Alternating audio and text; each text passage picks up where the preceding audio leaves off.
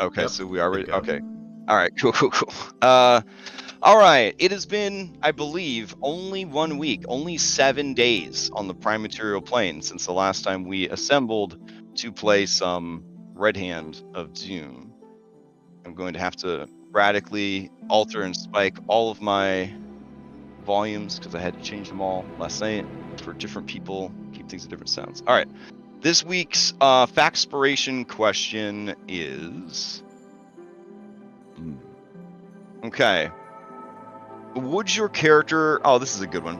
Would your character, assuming this was a thing, would your character be the kind of person who puts political stickers on their car? Why and why not? Would your character be the sort of person that puts political stickers on their car? Why or why not? This does say a lot about someone. So yeah, I'm a little curious to find out. But before we get the answer to that incredible inquiry, we must know what happened last time. Does anybody throw out a D20 if you're interested in a point of DM inspiration to summate what happened last time? Also, I'll put you guys back on the Elsir Vale map. I had to move you because I was doing some stuff on the main map I didn't want anybody to see. So. Oh, man. The bones crackle. The sinew snaps. Morning. Yeah, morning. You are the oldest, youngest man I know. I'm old. What are you talking about? Yeah, you definitely have an old soul for sure, and you definitely have an old voice. I heard what is his name, Crypt Daddy. I heard he wants it back, but that's fine. Who? Isn't his name is Crypt Daddy? Is that the guy? Let's see. All I know is like all the women in my life want to bang this dude, and they'll take you as a replacement if they can't get him. Yeah, Crypt Daddy. You telling me, Ark, that you don't know who Crypt Daddy is? No, I have no idea. That's the kind of thing Clark Kent would say about Superman. But we'll deal with that in another time. I agree. We'll put that okay. Horanzo and Bad Larry, I believe that you both want to give the recap, but none of us can see what you rolled. Oh. So you I rolled reveal it like Raiden. a Yu-Gi-Oh trap card. How do I do that? I think you should be able to right click on it. Oh yeah. Mine just for me testing some stuff. Oh, okay. Gonna have it. Barnabas, you win with a 7.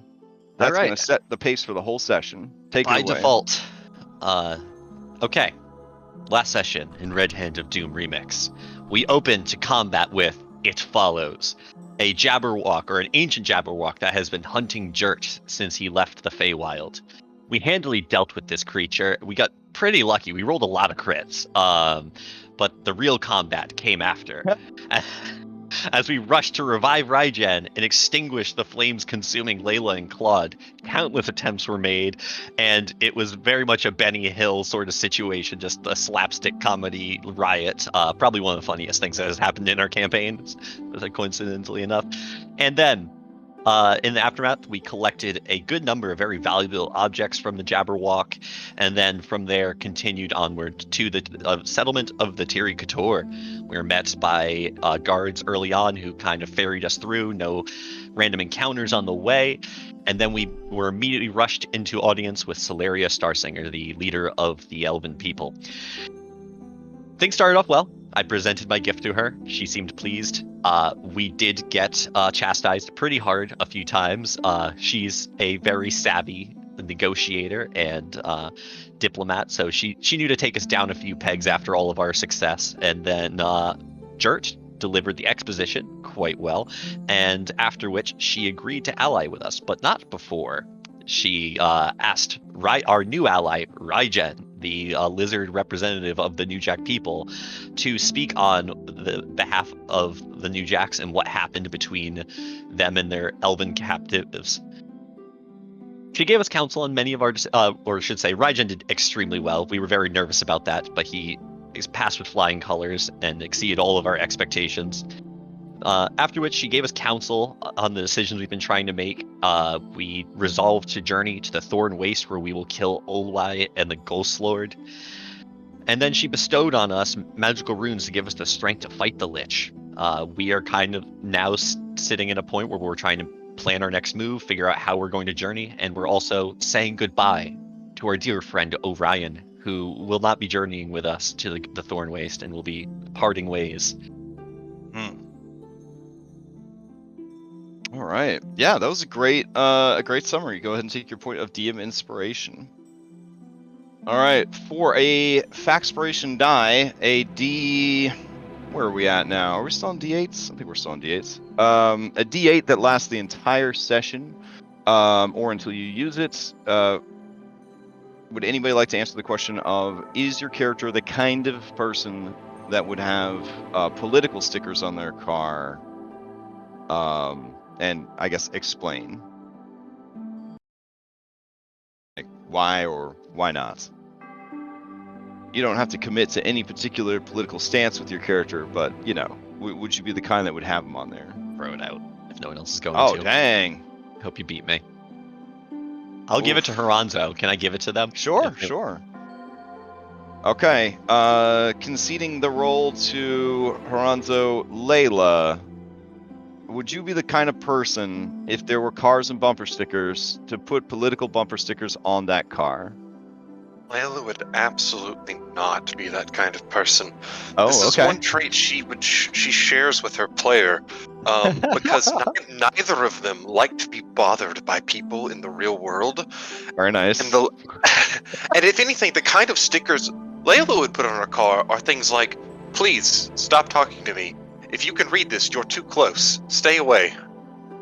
Okay, fair enough. The poisonous animals often have colorful markings to ward off would-be predators and other animals. Gotcha. All right, I 100% stand by that answer. You may ask the same question of any NPC that you've met during your adventure. Let's see. Who do I want to know about the bumper stick? Well, I know the answer, but I'm going to ask anyway because it'll be a funny one. Umeg, what kind of bumper stickers politically would you put on your car? Well, Umeg for sure would have bumper stickers on his car. He believes that in this alternative contemporary fantasy world where they have cars and bumper stickers, that if you don't have bumper stickers on your vehicle, you are a coward. You are afraid to stand up for what you believe in. You are afraid to have your voice heard. This is a socially accepted message board platform and means of communication. And if you are not taking advantage of it, you are either lazy or a coward or both. So yeah, he would definitely have them all over. He probably wouldn't be able to see out his rear view window. He would definitely have them up there. What sort of political things? Who knows for sure? But he would definitely have them on there to make sure that people knew exactly how he felt. So, yep. All right. Got a little sticker of himself from the time when he was running that Civil War on there. Oh, jeez. Yeah, like re-elect Umeg. Yep. Uh-huh. It's still an option, guys. It's still an option. Just saying. Umeg's still the king. Oh, yeah. Count the votes. Count the votes for Umeg. All right. So, let's head back into the world in general. It seems like you guys have plotting and planning you would like to do. So it seems that this map would probably be the best map for such activities, unless you are ready to head out. But I think we left off where you guys were debating whether or not you would take a day or two to rest and recuperate and all of that. So for now, we'll stay on this map, or I will unlock the embassy suites of the Tiricator as a player map. So if you want to go back and forth between them, you can. So I believe the Tiricator Riverwalk is available in the maps thing, so you could go there if you would prefer. If you don't want to look at the map and the great burden that the map carries, and you just want a tranquil like riverfront hotel map to look at, that's fine too. I like that All right. experience. Yeah. So where do we go from here, guys? What do you want to do? And I guess I'll put on. Well, this music's pretty good for just chilling and figure things out. But I'll try to find something to listen to while we figure it out. All right. But yeah, take it away. Talk amongst yourselves. I am all NPCs in the world, so if you require one, just let me know, and I will have them weigh in on your thing or answer any questions that you might have for them. Assuming that they're there, obviously. So, beyond so we're staying in the embassy suites we stood in before. Well, Radriar didn't, but Right. too soon. And I think he would collect up the group, make a little map room instead of letting people necessarily sleep and relax as they would want to, kind of force the conversation. Though he himself wouldn't be participating as much as, letting the group tell him the information that they want, the fact that they want to go to the Hammerfast holds eventually. And essentially he would be discussing, or start to discuss, plans for going through a horrible place like the Thornwaste, and would ask, do any of you know what is these mushrooms, a disease? Is it something poisonous? Have you felt one before? Are you asking this of the party, Party. and assembled NPCs, or just the party? And the assembled NPCs. He brought everyone into this war. Okay. I'll let the PCs jump in first if they have any information, or want to make checks or whatever to recall knowledge. Give somebody advantage on a nature check. I know I haven't handled one, but I would love to try to just recall knowledge about it. Sure. Yeah, go same ahead. here. All right, go ahead and give me nature checks. I will give Layla advantage. Okay. Do you want it blind? It's nature. It'll show up blind automatically. Should be Okay. hidden by default. Okay. All right. So the three of you putting your coconuts together. Layla with advantage. So what you understand of the Thornwaste is, it is a blighted land, full of undead and evil plant life. It is avoided by all, and there are roads that pass by it. If you're on the main road, the Southern Trade Road that heads down into the deserts to the south passes close by the Thornwaste, and an old abandoned road that used to travel west into the West Deep, but no one really goes to the West Deep anymore. Sometimes horrors will come out of the Thornwaste. They almost always seem to be animals that have been infested with fungal growths. See also The Last of Us for more details. They kind of maraud about for a bit, but are eventually put down. Such creatures have a weakness to fire, is worth noting. But generally, the Thornwaste is considered so deadly and so dangerous and so useless that none dare enter. Cartographers believe that it measures about 125 miles across east to west and about 60 miles north to south. But depending on the year, the rainfall, the weather, it seems to grow or shrink in size when sort of examined. There are two places that would make good areas of entry. There used to be an ancient sort of gateway that was grown out of the natural trees and fungi, and this is where, in times past, when things were not as bad as they are now, the Ghost Lord would accept petitioners, essentially, who came through this northernmost pass. And there was an attempt by the dwarves of the Hammerfast hold to sort of expand a trade route into the Thornwaste. So they did try to set up a little town here at one point and sort of make a go of like lumber and harvesting and things like that, they all died / disappeared, and the town was abandoned. But those are probably the two most well-known entrances. The rest would just be, of course, brazenly cutting through the spooky haunted forest that ring the marshland and then trying to make your way through the marsh. It is believed that the Ghost Lord holds court in the very center of the Thornwastes, in the shadow of the looming mountains of the south.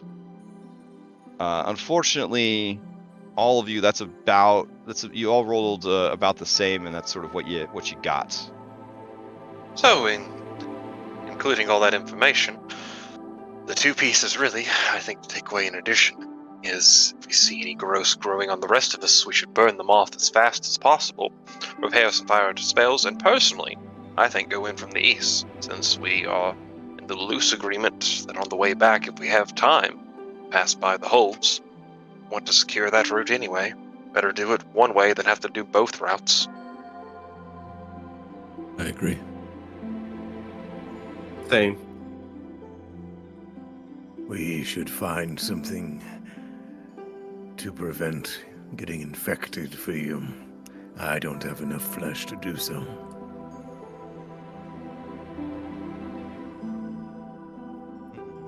So, let's see. A medicine skill, I think, would probably be useful for maybe trying to figure out what's going on with spores and things like that in combination with what you've heard from nature. So if there's anyone who's trained in medicine, give me a blind GM roll for medicine, because we do medicines live, so you can see them. But May give me I a blind assist? Oh, sorry. Sure. Didn't do it blind. Oh no. Then I'll throw these dice in the trash. Since a bard is trained in all skills, Raijin will attempt to make one. Oh, okay. Oh, so you've made your decision then. Excellent. Yes. Thanks. Did it roll this time? It did. Wait. All right. Okay. You weren't joking? Layla, you think about the fact that these are a plant-based creature, a life form-based creature. And while it may have some of the qualities similar to poison and disease, the traditional methods of dealing with poison and disease may not work against some of the horrors of the Thornwaste, because they are, in a way, more parasitic. It is more like, it is almost more like a possession, as if by a spirit, but in a more physical way. So you're sure that like greater restorations would probably do the trick on a lot of the horrors that you might deal with in the Thornwaste, but you are unsure if resistance to poison, protection from poison, resistance to disease, immunity to disease, you're unsure if those will all apply for all of the things that you're going to be facing, because your people, the druids of the mountains, they stay familiar with other practices, other circles of spores. There's a lot more to it. They sort of cultivate these fungus to control the corpses of the dead, not so much even infect them. Do you know what I'm saying? So again, you're going to want to have a broad spectrum of healing available when dealing with these things. It is broad enough, but, though, that at least yeah. preparing things like lesser restoration would still be useful. Oh, for and sure. protection Yeah, from you have poison. no doubt that you're going to be dealing with poison, blind, paralysis. You're going to get stunned. People are going to be put to sleep. Mind control is going to be a thing. No shortage of diseases either. But yeah, it's going to run the full gamut of stuff. Do I know enough to know that the mind control ones, if there's a good way to like snap out of it, like charm spells attacking the Ooh, okay. target, or it's We did get a thing, or at least a recipe last session for a potion, that the clear mind potion, which we need to prepare for Olai, which will protect our minds from charming. Yeah, and I'll work on that if we stay here. I do have the protections I used on Gomek, for charms and possessions. You may attempt, anyone trained in Arcana, to see if you can recall useful information about enchantment and charm effects. So, if anyone is trained in such things and wants to roll, they certainly can. Don't know Was if that this will be Arcana? pertinent, but Yeah. if And I'll- Thanlin, I did get your roll. You think that the mushrooms will definitely have poison. Thank you. Yeah, no problem. I tried. Barnabas, you Did you know get that that, roll? yes, you know that there are different types of charming and there are different types of mind control. At its weakest, you've got charming someone. They are your friend, and you know that's cool and all. But then it starts to ramp up into domination and things like that. Generally, if you're charmed by something, you will go out of your way not to hurt that someone, but that doesn't extend to like anything else. You wouldn't necessarily give them the weapon off your back or your life savings. You wouldn't, just marry them so that they could inherit your fortune. And you certainly, unless you're the kind of person that wouldn't start like killing for them, and you wouldn't turn on your own allies. You would be upset that your allies are fighting with your new best friend in the whole world. But in a way, it would sort of create a bit of impotence there. If the monster you were fighting charmed you, you would not want to harm the monster, and you would be looking for more peaceable ways to deal with the fight, like convincing your allies not to fight and sort of standing down if given the opportunity. Now, ramping up from there, of course, is the domination spells, where people that are afflicted by these sort of effects, they just do whatever they're commanded to do.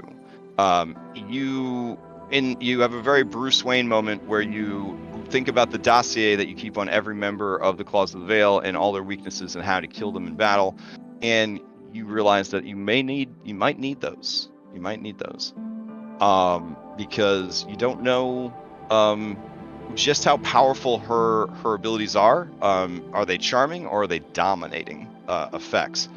Ways to get out of charming and dominating effects. Some of them have lingering saves. Some of them, if you take any damage, you get to make a new save. Some of them, only if the person who charmed you damages you, can you get out of the save.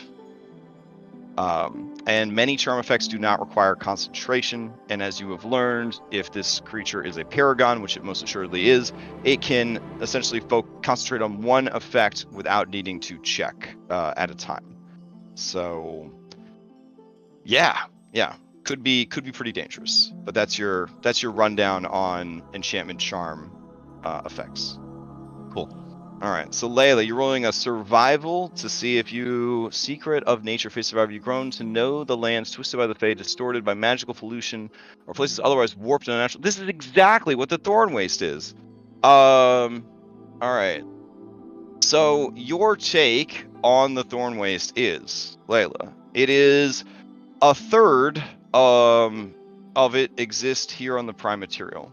A third of it exists in the Feydark, and a third of it exists in the Shadowfell. So it is a very transient place, warped and corrupted by the strength of the Ghost Lord and his powers, and whatever dark bargain was made long ago. So his influence on the world around him, just like many legendary creatures, will change the actual land around them. He is the heart and the epicenter and the source of the Thornwaste, of its corruption, its evil, and its virulence. So you things that might be worrisome, similar to the Witchwood, you need to be cautious. There may be pockets of the Thornwaste where 1 minute you are in the Prime, the next minute you are in the Shadowfell, or the next minute you are in the Feydark. While out of tune with the Prime Material plane, time might move faster or slower, depending on where you are and what happens. That also means that there will likely be border predators. So basically, creatures, able to sort of shift between the ethereal plane and the connected planes of existence that basically travel through the ethereal, hunting places like this, places that are transient and sort of have thin borders. And those opponents can be especially dangerous because they will be right on top of you before they attack.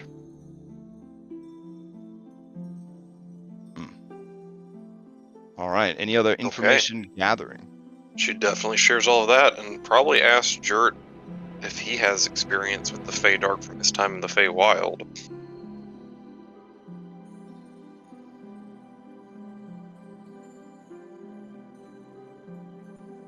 Oh, muted. Question for the DM then, I guess. I don't think that's just a part of the Feywild, is specifically the Fey Dark, or is that a completely different realm? The Fey Dark is just the Underdark part of the Feywild. Yep. Okay, I don't think he ever had any experience with that, so he's gonna kind of make a grim face and say, no, I was only ever in the forest and occasionally at coastline, but never underground. I was hoping to glean an insight into the kind of creatures we might find. It sounds like there will be. I'll prepare as many protection spells as I can. And healing. I'll be focused on support, mostly, so. Now, from previous things that have happened that red caps originate from the Fey Dark. Yeah, can I make a nature check to see if I can perhaps hear any stories that the guy who trained me in the Feywild may have told me about the Fey Dark? Maybe he had experience there, and I can do secondhand. Yeah, sure. Yep. All right. So just go ahead and give me a nature check to see if you recall anything. Rajin, all right. Give you advantage on that. From your memories of being trained in surviving the Feywild, the Fey Dark, much as the Underdark of the Prime, is a much more dangerous and alien place. You take the strange and alien nature of the Feywild and you ramp it up even more, and then you sprinkle in some horror on top of that. That is what you're dealing with in the Fey Dark. Creatures that dwell in the Fey Dark are almost always inexcusably evil. And they generally kind of stick to a theme of insectile and or fungal in nature. But there are areas of the Fey Dark where demons have sort of set up and created sort of cults and little small pocket planes, as they were, where they rule over the natives and whatnot. The twisting and winding tunnels and caverns, because they are not limited by the restraints of the real world, can sometimes be miles across. Twisting, winding, localized gravity to walls and ceilings, all sorts of unusual and crazy things can happen down there. But you were warned that should you ever see a cave or something like that, and you needed shelter, to always stay near the opening of the cave. Never go too deep, because you don't know when at some point you might look back and there's solid stone behind you and you have been claimed by the Fey Dark. Okay. Yeah, and he was very serious about this and very this is a very bad and dangerous place. Things that are too chaotic and too bloodthirsty and too evil and too dark and too selfish to even function within the court of winter find home in the Fey Dark. All right. Yeah. And So the Court of just Winter is home to trolls and all sorts of other nasties and things like that. And these creatures in the Fey Dark are worse than that. Not even welcome in the Winter Court. This is where the worst things of the Fey dwell. These are the stories that were told to me by the man who trained me in the Feywild. So if we can do anything to stop ourselves from being dragged across the plains, I think that's the most imperative task. Otherwise, we won't be able to even get to the Ghost Lord.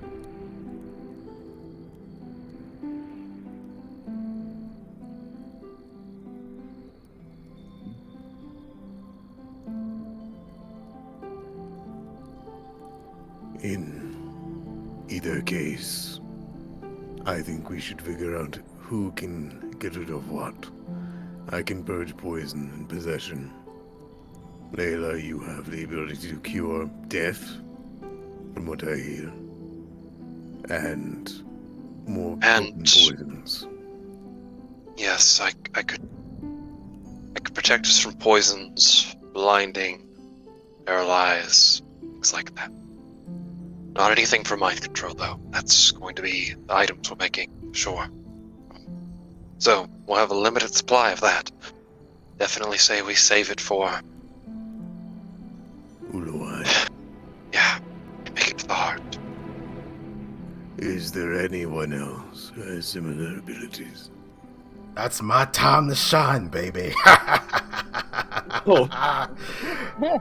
I have this little ability called Counter Charm, but I can't really say it with a straight face. It's pretty shit, but at least it can do something about the charming effects. But you said something about the spores and the mushrooms.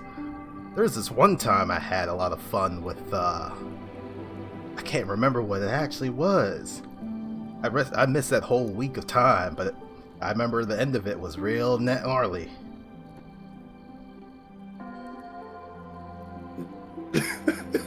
I'm trying my best here. I'm sorry. You're doing great. You're doing No, amazing. yeah, it's fantastic. I'm Now, floored. little lady, if you want to experiment with some things, we can. And just waggles his eyebrows at Layla.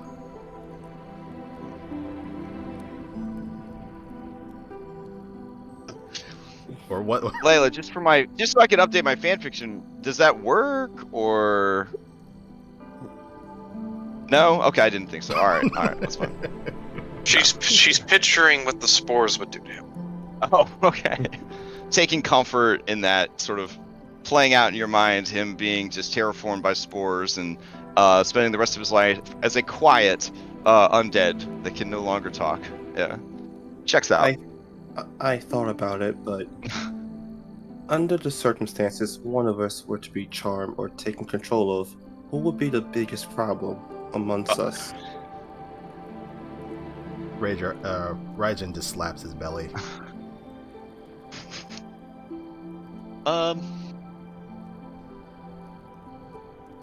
Honestly, I would surmise it to be Drutbanden.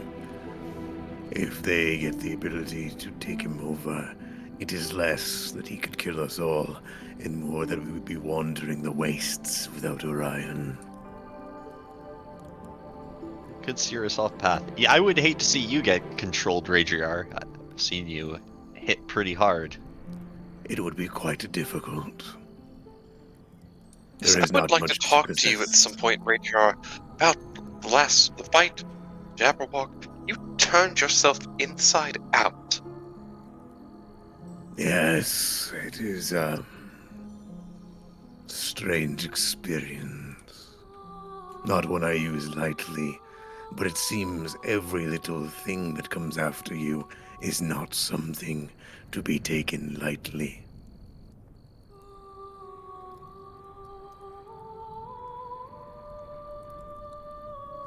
Considering how many internal organs you're missing, it's hardly the strangest thing about you.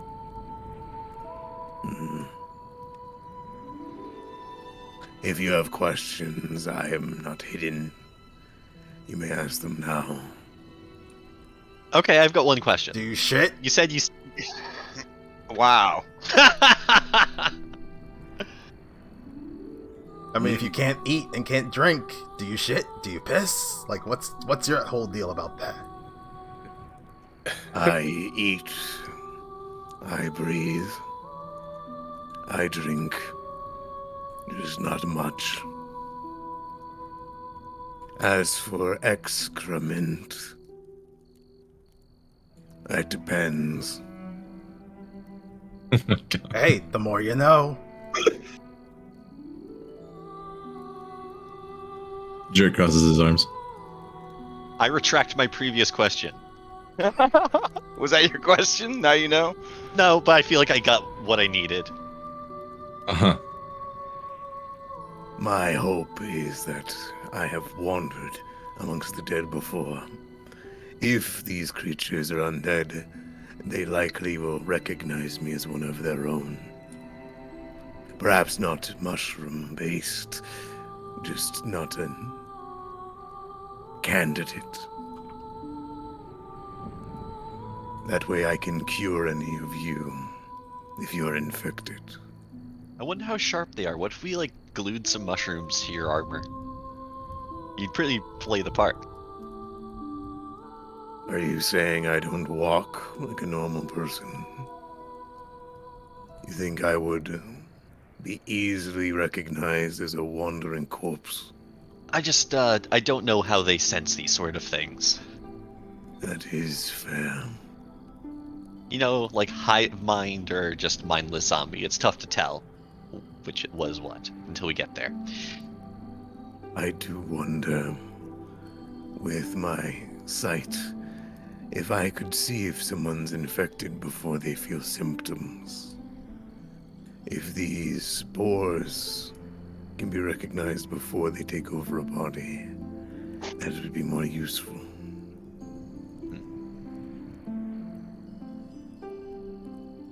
As a quick note, if I were to get taken over in the Thornwastes, all you gotta do is take my gun from me, and you're pretty much safe.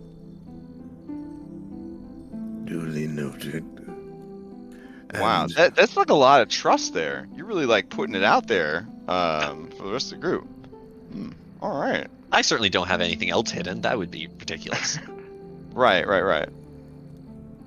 And if it does not work, and I need to split you in twine, I prefer if you didn't do that. With your body. Go with what feels right.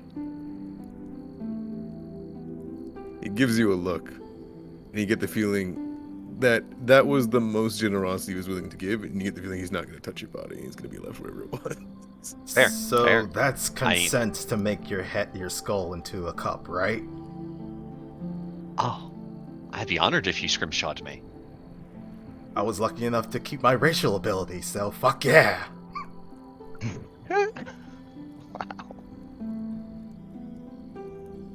What an honorable thing to do to your friend. Turn them into a souvenir cup. Always remember them. Updating my will right now. All right. You also have access to the Elves of the Tiricator as well, if you need any information gathering done. Absolutely, we collect all the intel possible. Okay. So, go ahead and give me, I would like charisma investigations, to kind of represent that you are going around, beseeching these people, or casually sort of, bringing up what you're intending to do, trying to get as much information from them as possible. Sounds good. All right. Oh, wow. Radriar. Okay. Perhaps sensing in you an ancient otherworldliness that they themselves feel and experience, many of the older Tiricator are willing to sort of open up to you about their knowledge of the Ghost Lord, which is pretty good. Let's see. Orion. What was that roll for? Oh, that was Rajar. Okay. Oh, all right. I saw another one underneath it, so I was wondering what was going on with that. All right. All right. So Radar, let me grab you as much information as I can, because that was a great check. I guess he'd be walking around with Rajar.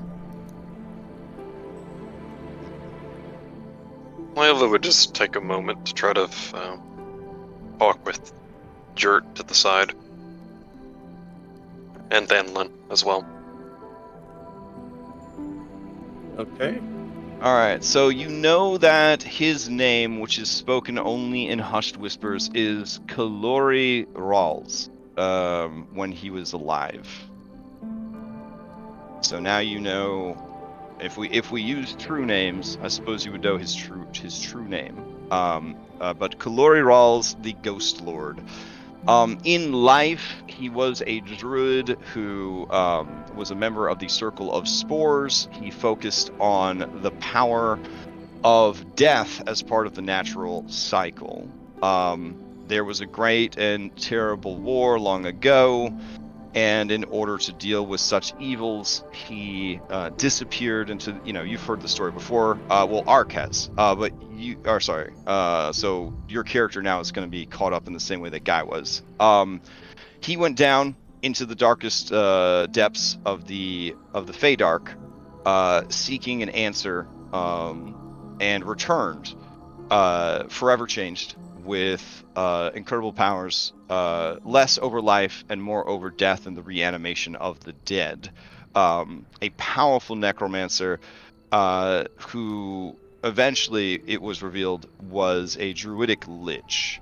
It is said that his powers were granted to him by a patron, and that's this patron uses him as a vessel for its power. After using these abilities and monstrosities to crush the enemies of the Tiricator, Celeria Starsinger banished him for the things that she witnessed and the things that she witnessed that were yet to come in a vision. He agreed to leave, but only if he would be left in peace. Should any come calling, they would meet whatever fate he felt they deserved.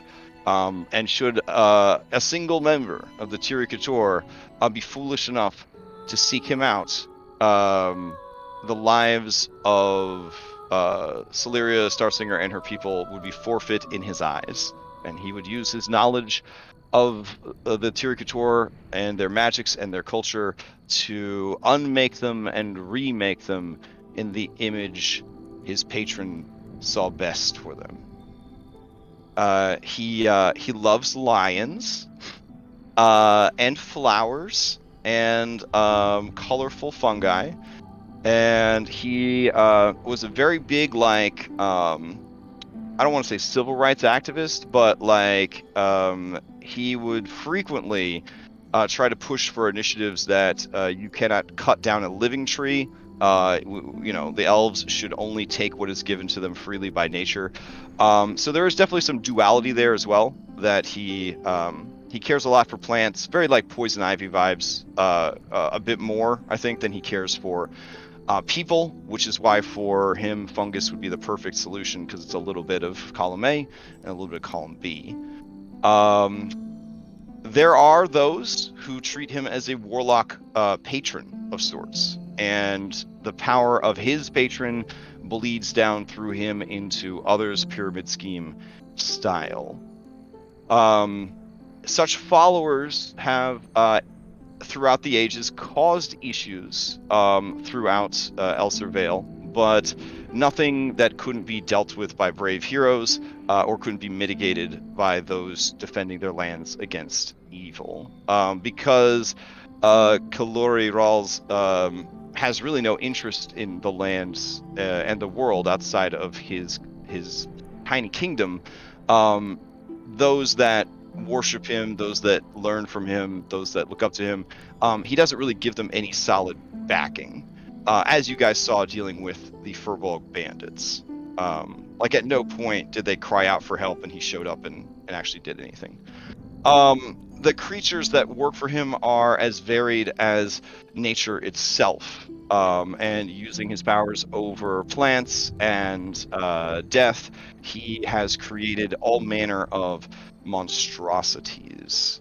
It is said that in life he had a majestic sort of fey panther that was his stalwart companion, and that she also underwent a sort of transformation, becoming a sort of living plant creature and kind of abandoning her bestial nature.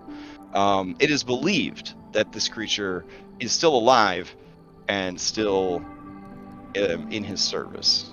So you might want to add that to your potential bad guys list.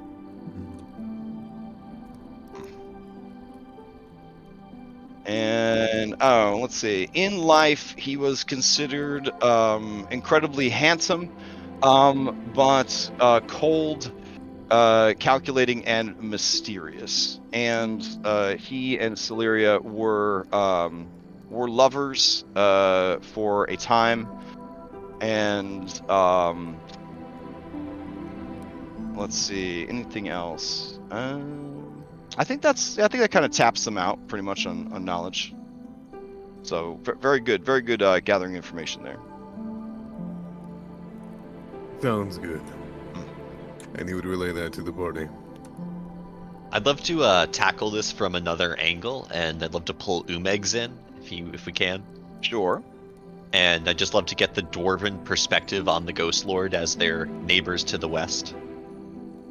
Okay. So Umeg's stance is pretty much the man needed to be left alone, and the greed of the dwarves sometimes overcomes good taste and good senses. And when they attempted to move in on his territory, thinking that he, had more than he needed and wasn't utilizing it, it was not only a mistake, but a violation of their neighbor. That no matter how spooky or evil your neighbor is, if they are minding their own business and keeping to their own lands, what business is it of yours to trespass against them?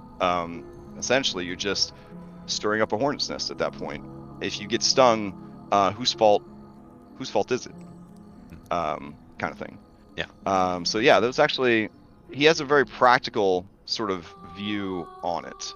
But he confesses to no small amount of fear at going and seeing this place for himself.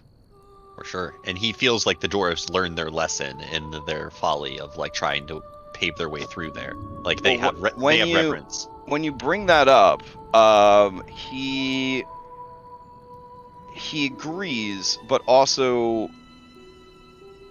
you could tell that there is some hesitancy there, and he confesses that the king, the current king, if the current king found out that the richest veins of gold lay buried beneath the waters of the Thornwastes, he would try to dig his way underneath them to get them. Like he is so consumed by a lust for gold and for wealth that he might stir that same hornet's nest up again, if the opportunity presented itself.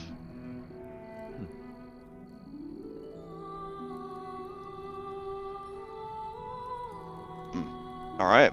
Okay. Any other questions or information gathering that you guys want to do? Any other preparations you want to make? I would say that just all of this that you're doing right now would definitely take a whole day of, using your downtime to sort of research and find out information, make plans, that sort of thing. Layla wants to have a side conversation with Thornwastes and Dirt while they're gathering information. All right, go for it. Alright, so she just kind of takes them to the side and part of the embassy, just a little kind of away. Takes a deep breath. Sees, I guess, from Thornwastes being like, oh, okay. She's like, no worries, you're not in trouble or anything. I wanted to apologize. I am beyond irritated. But I held my tongue, and I don't want you to think that I devalue you. It is beyond inconceivable to me that our new allies would ask me to betray you. And it makes me question a lot about them. Oh, I'm sorry. It took every piece of me not to snap my tongue back. You're perfectly fine, Layla. And Thalen will walk up and put his hand on your shoulder. There's no need to apologize. I don't know if it was a test or if it's something she really believes in. No, I don't think you're bad people, and I want you to know I saw some of your looks of hesitation, and it's bothered me. But I need your help tonight. Need a favor. Both of you. Is it? You know what I did on the Ghost Lord the other night? When we were at the New Jack Village.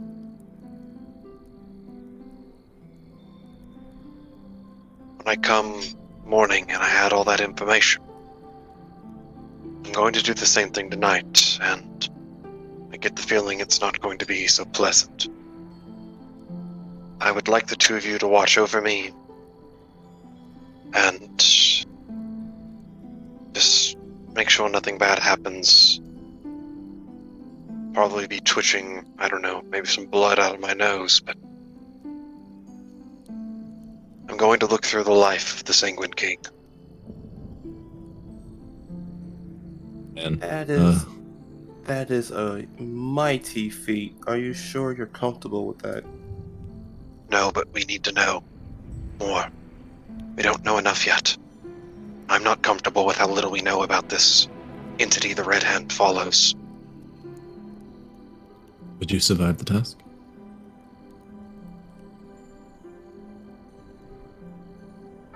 I hope so. I don't imagine it'll be...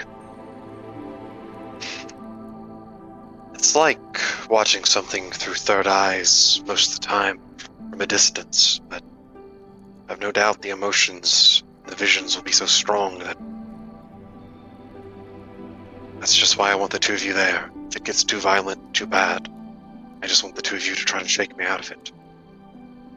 I will help you. We could always bring a healer from the elves.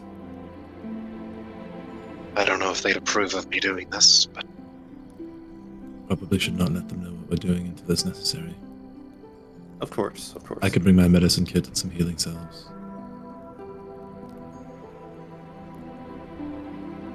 okay. We should probably...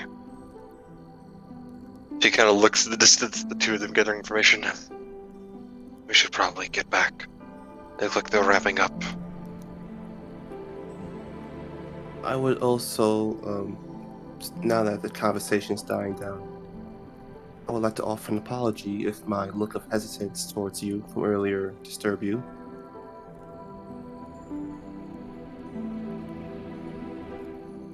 I just would hope to have your confidence enough to know that I wouldn't do anything like that.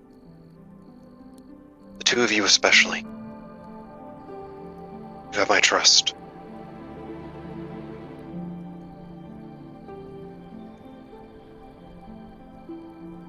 Thank you.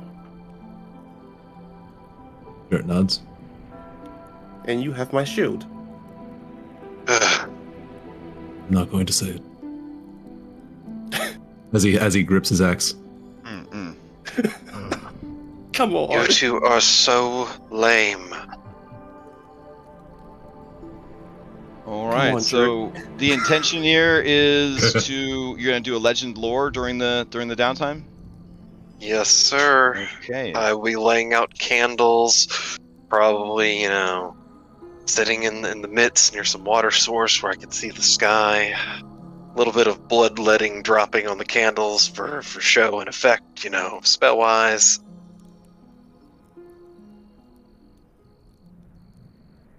This boy's not here anymore. Wait, what? What? Oh yeah, they would have already hit it out. They're Okay. gone.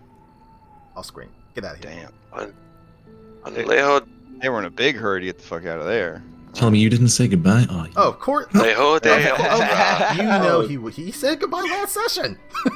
Oh yeah, No, you guys I'm went just- around in a circle, I'm like teasing, holding I'm hands and crying. It was beautiful. All right. Crash, you did my token. I deleted your token. I see your token right here. Is that not you? All right, hold on. I don't think I'm connected to that Oh, one everything's anymore. broken. Oh god. All right, let's try again. Bloop. There we go. Okay, I'm good. All right. Yeah. So wherever you happen to be, if you want to see the map, it is player accessible, so you should be able to just go back to the Elsir Vale map if you would prefer to be there. And all right, you're gonna go ahead and try to cast Legend Lore on the BBEG, such as it were. Oh boy. Okay. Yep. Uh, Leho de Aldra. I will have Drip prepare like a cushion, his healing salves, medicine kits open up nearby. There's like a bucket of water. We're right by the water, so we can get some more. The whole So- deal. Yeah. I can imagine. Yeah. Okay. Now this She this being a legend sorcerer, lore, is this provided free of cost, or are you still going to it have is to pay? provided free of cost. Okay, as your part of your subclass, right? It's part of a silly A5E thing. Oh, Oh my wow. god. No spell slot or material component? Oh my god. So they're like, you don't need 200 GP worth of foci or 250 GP worth of consumables to cast. Is it every day that you get to do this? Every day, baby. Every day. Wow. And we couldn't sustain that very long, did Wow. All right. Yeah. You are the first and the last A5E group I'm ever gonna run. That's for sure. What? Anyway. I understand. If this ability breaks, wink after this go round, I'll pick a different one. No. Yeah, I mean, but- I like it when players want to know about the world. You know what I'm saying? But yeah, and that's I fine. definitely imagine she's like at night. She's got Mhm. like that surrounding like 5-point kind of candles around her, like a star, and Yeah. she probably is drawing a little kind of outer realm circle in kind of blood and water. Wait, are you giving the staff to one of us just in case to hold on to? Yes, she will give the staff to one of you. That is a great idea. Does it require attunement? Yes. No, just to hold, not to, you know. Yeah, It not requires to somebody who actually can save cast- your life, Layla. Jeez. Right, no, but if it requires somebody who can cast, like, what's the rules for attunement? What do you have to be? Because It I was have class access specific. to ranger and druid spells, so It requires attunement by a bard, cleric, or druid. Yes. fuck. All right. So anyways, You can hold on to it. Regen. Legend Lore is a 5th level Always spell. bludgeon me to death. Is a 5th level spell that costs money. So it generally doesn't have any side effects because it costs money. And a 5th level spell slot's no joke because 5th level spells are right up there with 3rd level spells on the badass-o-meter. So it's a hard sell. Very rarely do people want to spend this unless they are in downtime, kind of like you guys are. In campaigns that are low on funds, 250 gold is still felt. You guys are actually relatively low on funds for your That's level, so 10% of our money. right. But because you have unlocked this ability through a homebrew feature, that allows the IRS to go in and homebrew as much as they want because you've essentially checked the homebrew box on your forms. So we'll see if we can make it a little bit spicier. But yeah. to refresh our memory of it, name or describe a person, place, or object. The spell brings to your mind a brief summary of the significant lore about the thing that you named. The lore might consist of current tales, forgotten stories, and even secret lore that has never been widely known. If the thing you named isn't of legendary importance, you gain no information. The more information you already have about the thing, the more precise and detailed the information you receive is, which if everybody has freely shared knowledge, you know quite a bit about this guy thus far, and so you hopefully will learn some more. Let's see. The information you learn is accurate, but might be couched in figurative language. For example, if you have a mysterious magical axe on hand, the spell might yield this information. Woe to the evildoer whose hand touches the axe, for even the half slices the hand of the evil ones. Only a true child of stone, lover and beloved of Morden, may awaken the true powers of the axe, and only with the sacred word Rudnog on the lips. Alright. Which obviously means that a non-dwarf can't attune to it, and an evil aligned person who touches it will take damage, maybe even slashing damage, and the command word is Rudnog, obviously. I have seen this done a number of ways. Some GMs just straight up give you like the stat block of the creature, and then some DMs give you as vague information as possible. Some DMs will use this as an opportunity to hornily tell you all of the lore for the campaign and the setting that they've worked so hard on, just in disbelief that anybody would actually care about something besides combat in their game. So yeah. We'll just see how it goes. We'll see how it goes. Okay. So what we will do then is I have the notes on this individual queued up and ready to go. Well, I'm always So- horny for lore, so. All right, hell yeah. That's a mythic kid answer right there. So let's go in here I think and that's true. see what we got. All right.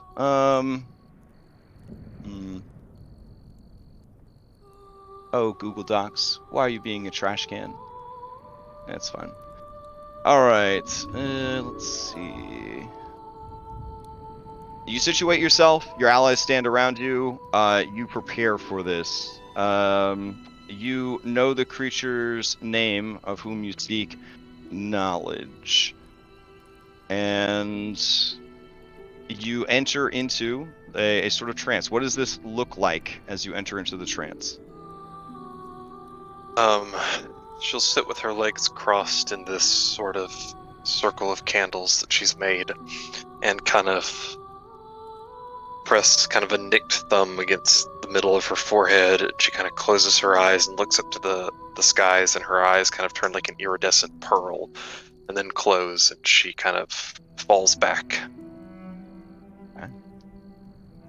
As you fall back, before you hit the pillows behind you, your body just sort of stops and just sort of hovers in place. You see stars begin to twinkle into existence, and Layla hovers ever so slightly off of the ground, held aloft by this sort of cosmic mix of stars and moonlight. Oh, before this goes, Your eyes. Oh, before yeah. this goes a little too deep, Raijin's gonna cast Enhance Ability on Layla for Owl's Wisdom, just in case she needs to do some weird voodoo shit. Oh, fair enough. Okay. They So, have advantage on wisdom checks. your eyes open, and they are no longer eyes, but they are pits of blackness filled with swirling, colorful stars. They glow faintly, and you feel yourself leaving your body and sort of transcending time, space, all of that. You find yourself swirling through the night sky, through clouds, through constellations, through weather, and down below you see the shadows of the sun and the moon passing rapidly as you sort of travel to an earlier age, an earlier time. There is a lush and beautiful land of savannas and jungles. You see dragons flying through the skies, and on their backs you see dragonborn riders. This is a dangerous place, a powerful place, and a prosperous place. You find yourself slowing down and hovering there in the night sky, looking down upon this kingdom. You realize that not all is well. They do battle against a rival army, and everywhere things begin to burn. The bodies of water begin to run red with the blood of the slain and the fallen. And you see amongst all of these troops down below, figures that are very similar to the modern day soldiers of the Red Hand. They have that same bloody handprint emblazoned on their shields, on their faces, on their banners, their pennants. There are all manner of creatures in the skies, on the land, astride great and mighty beast, huge towering giants, many familiar to you now as Fomorians, do battle against these dragons. There is a thunderous sound as the earth shakes, and you see a being made of flesh and bone, massive plates of iron seem to be chained to this bleeding, animated corpse. And it takes your mind a moment to process how massive this being is. Easily 200 feet tall. It grabs with its free hand a dragon rider out of the sky and just moves it towards the shadowed veil of its helmet.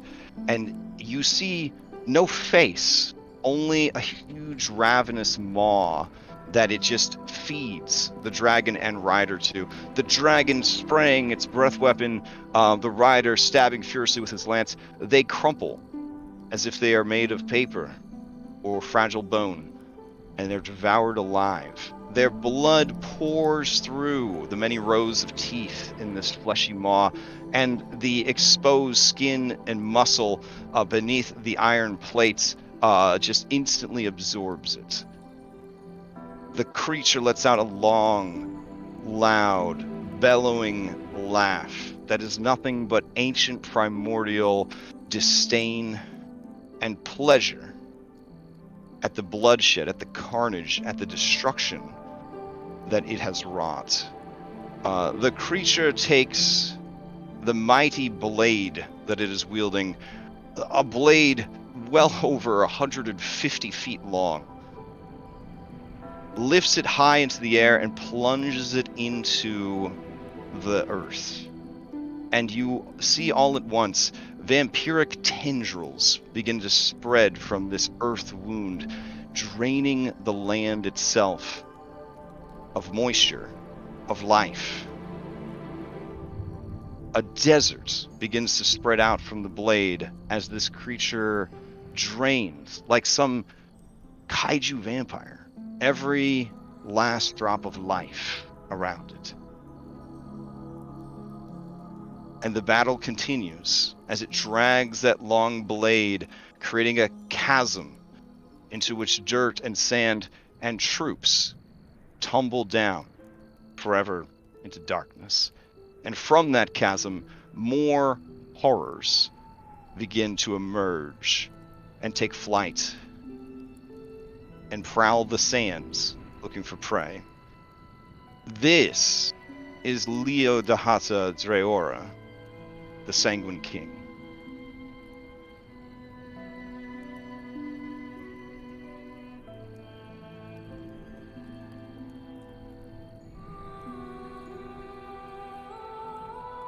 You stay a while, transfixed on the scene, and you watch as the defenders of this kingdom die. What finally happened feels lost to you, but as you start to feel yourself pulled away from the scene, you see rising up from the dead is a massive dragon. Its body obviously dead and beyond revival. It is possessed of a spirit, a obstinance that seems to have reanimated the remains and set it to fighting once more. And as it spreads its wings and takes flight, you see other dead amongst the Dragonborn and Dragon forces begin to rise as well. And they clash with the forces of the Red Hand and their great Titan master, Leo Dahata Dreora. You feel yourself pulled even further back to an even earlier time. And the creature that you see is not garbed in plates, but is simply a massive, hunchbacked primordial, in many ways similar to the Fomorian giants that you've known, but no skin to cover its bleeding muscular body. and its eyes, 2 pinpoints of red light in black hollow pits. The only feature of its face, its massive, many-rowed maw of razor-sharp teeth. It prowls the ancient world, killing and devouring and leaving nothing but destruction in its wake. There are no followers, there are no armies. There is only this being's purpose: to murder, to end life. And this too is Leo de Hadadreora, the future Sanguine King.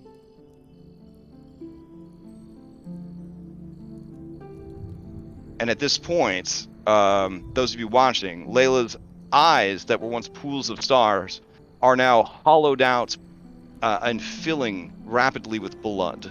And the blood is just spilling over the eye sockets and pouring down onto the pillows and her face.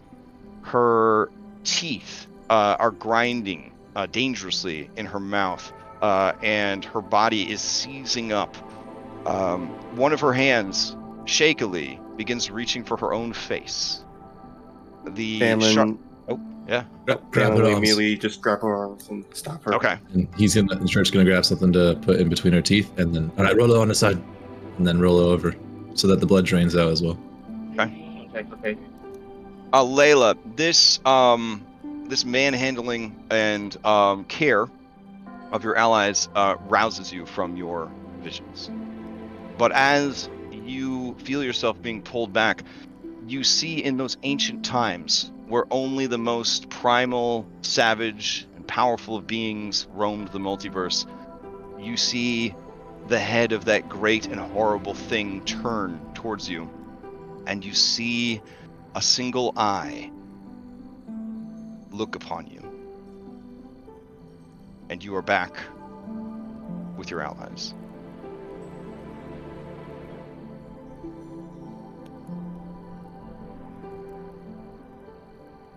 Easy does it. She's like, starts like trying to like wipe the blood from her cheeks and face. He hands you a wet cloth. I saw your world's end, I think. Is everyone here? I would assume you would have gathered everybody up for this. Is that a fair assumption? I thought you just wanted us to watch over you, so I didn't think to bring others. Oh, okay. Then yeah, you'd probably You want want to us to gather get everyone. Tell, go get Rachel. Tell him I saw his world's end.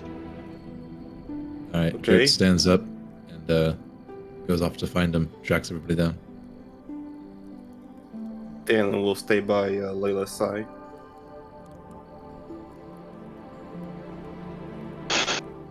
Rajo would She be does found her- by the river, but Best Oh, okay. to compose herself. and he would hobble over.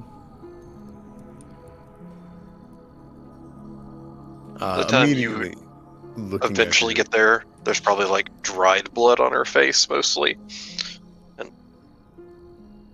I was about to ask the scene of the crime. Yeah, and it's like on her hands for sure, and then like all over the pillows and the ground because she's like there's like cloths of it. She's like streaked it down her face at this point, just kind of trying to wipe it away. Worth mentioning, upon waking from the trance, your eyes are intact. Your eyes are intact. What have you done? I looked into the past. I wanted to see more about the Sanguine King. It took me to when he assaulted your world, sailed your world. I think I understand a little bit more now. Your world's destruction plunged his weapon and it all turned to sand, death. Like he drained it dry like a funnel, eating and drinking it. I don't think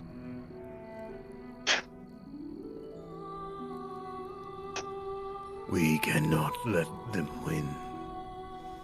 Not again. They'll try to summon him here. Yes. That's what they'll do. It's their whole purpose. It's to bring him here, to have him do this. I warned you. They used your capital as the ground for it. They'll probably use Dennevar for ours. The place to bring him in.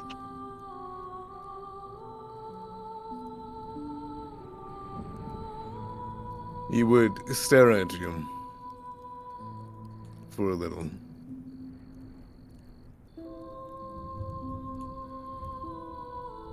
Nothing else. You didn't see anything.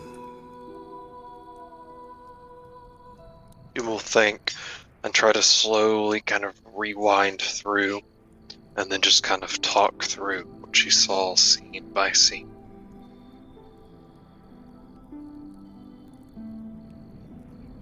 There are...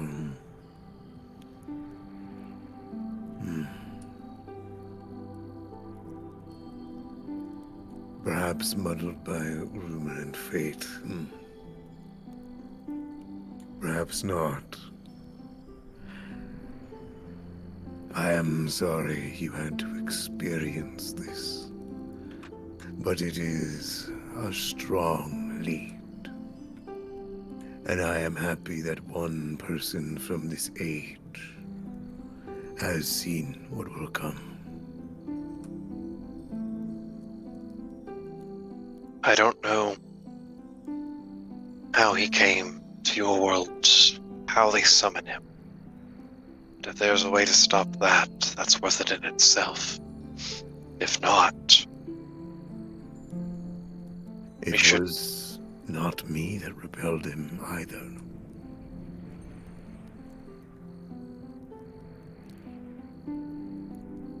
It's all the birth, the death, dragons, what came after, though. I understand, at least, your whole people's transformation. You didn't really choose this, did you, Ratrion? Ranger, as you and I both know, because you shared this information with me, you were from a particular group that was already down for the DTF, down to find out what being undead was all about. Correct. So yeah. But it's up to you. It's up to you what you tell the others. So Rajuar would shake his head. No, you did not see my people. I'm from an oasis. We had but one dragon. We had... I see.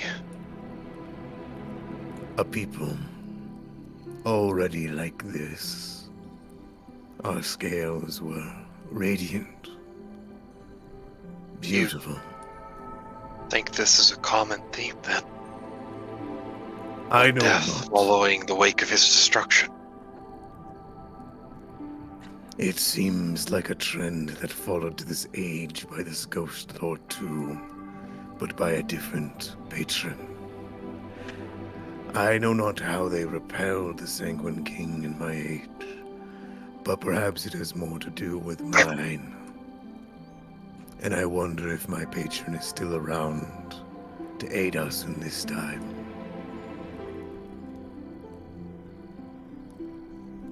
Kinda takes a deep, kind of shudder breath. Well, if we can't figure out how they bring him into this world, we should expect that it's going to be the final piece they release if they're losing. Yeah. Sorry, got a barky dog in the background. They need a ghost lord in the Thornwastes for something. If not to hold him back, then if we cannot have these draconic people of a bygone age, we will have him. If we all die and perish, perhaps he can prevent this. But it should not come to that. We must rip and maim them before they bring him here. Thank you for telling me this. If you have any questions of me or mine, let me know. But my choice was willing.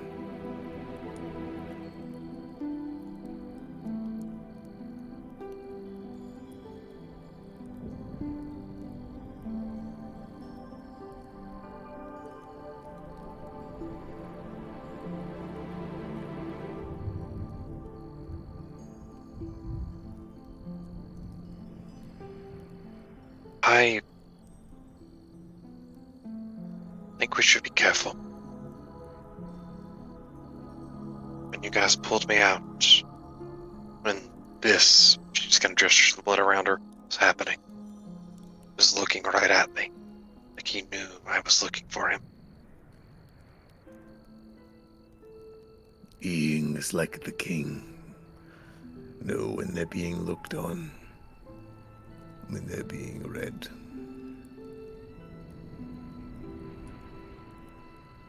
If he was not aware of us now, he is now.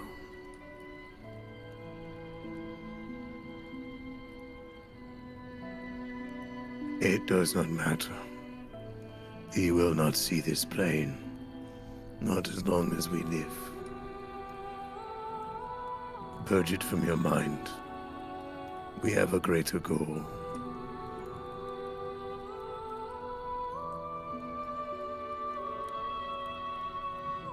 I don't know. I get the feeling he will come here.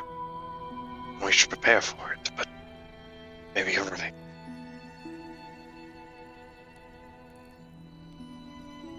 Do not hide from him. If he attempts to look at you, he will eventually. And I assume his priests will not too.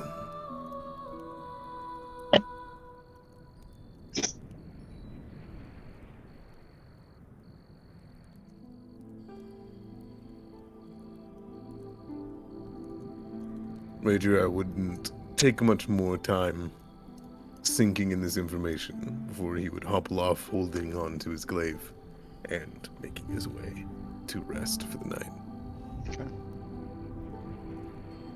Banlin will continue to stand by Layla's side. Will you be fine on your own?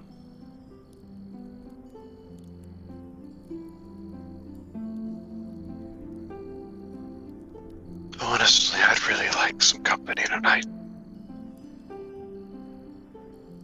That's all he needed to say as he takes off his sword, puts his shield to the side, and just sits down next to her. Okay. Sure, we'll start cleaning up the little seance circle and all the mess. As Rager comes by. Hey, Mummy Grandpa. That, druid lady okay? She was flopping around like a fish on land. Looked too deep. Drowned. She'll be fine. Well, it'd suck if she, died doing whatever the hell she was doing.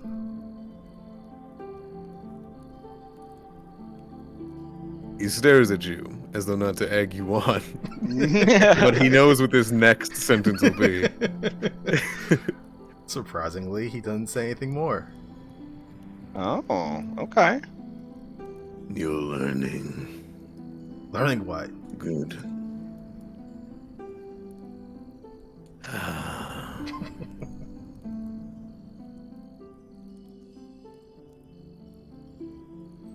Barnabas missed all of the drama because he has 32 crafting checks to complete. Jesus Christ. Boy's got, stuff to do. We gotta kill Ulway, and we can't do so without interdimensional shackles. Well, you could certainly try, but she'd probably just escape. Most likely, yes. Yeah. This is the one Bloodlord that will not get away. Mark it. Mark these words. Oh, God. I'm marking it. I am marking She's it. most likely to get away. I know. Aw, no. Positive attitude. She's very crafty, I'm sure. We'll get her. Yeah, I don't know how you even want me to approach starting to do the 32 DC 25 checks that I have to make for those items. Okay, so as you know, you craft things at half the normal pace. So you would take the numbers they gave you of the number of checks you have to make, and you would cut those in half. Okay, so we're down to 16. Okay, and then essentially every time you would make progress on crafting, you would roll a check to get that DC, and then once you have enough, you have made the thing. And I can do a max of 10 a day, is according to the Scholastic crafting things. Correct, but you do have your assistants there. There was an update to the B team documents. So if you guys wanted to check that out, Gina had not been formally added, and so that got added, and then there was an update that included Raijin is now on the B team, or he's playable. I'm not sure. I'm not sure what's going on there.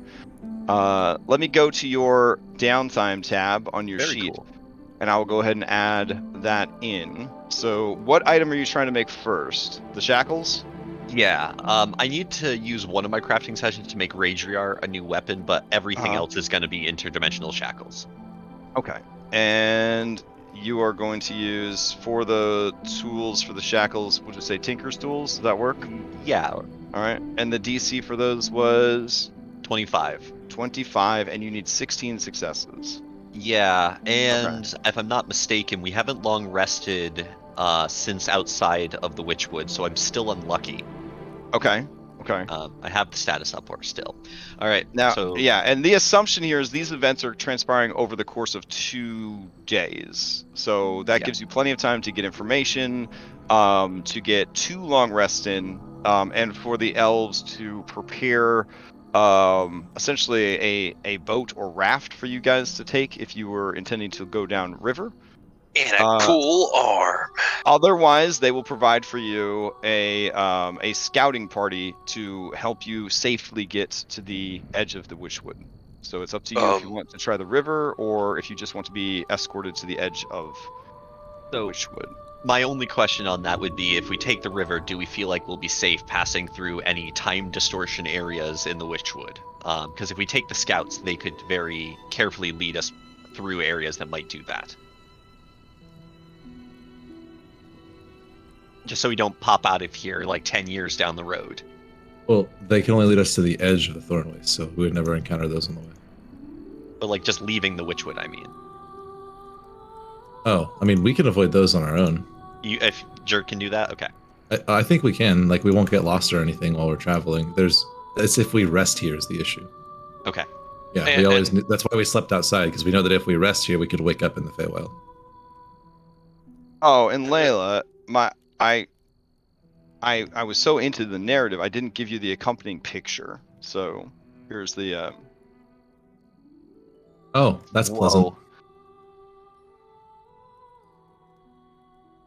Yeah. So the fleshy bits are beneath. Yeah, they're beneath all those iron bones and stuff that are just strapped to the flesh.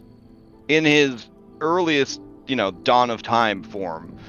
Just picture a horrible, skinless Fomorian, essentially. Oh, so this was the hulking monstrosity that was fighting dragons. This was the 150-foot long sword, eats a dragon as a bonus action guy. Gotcha. Wow. Now I know what to expect during the fight. Yep, it's terrifying. No one turns to a dragon, please.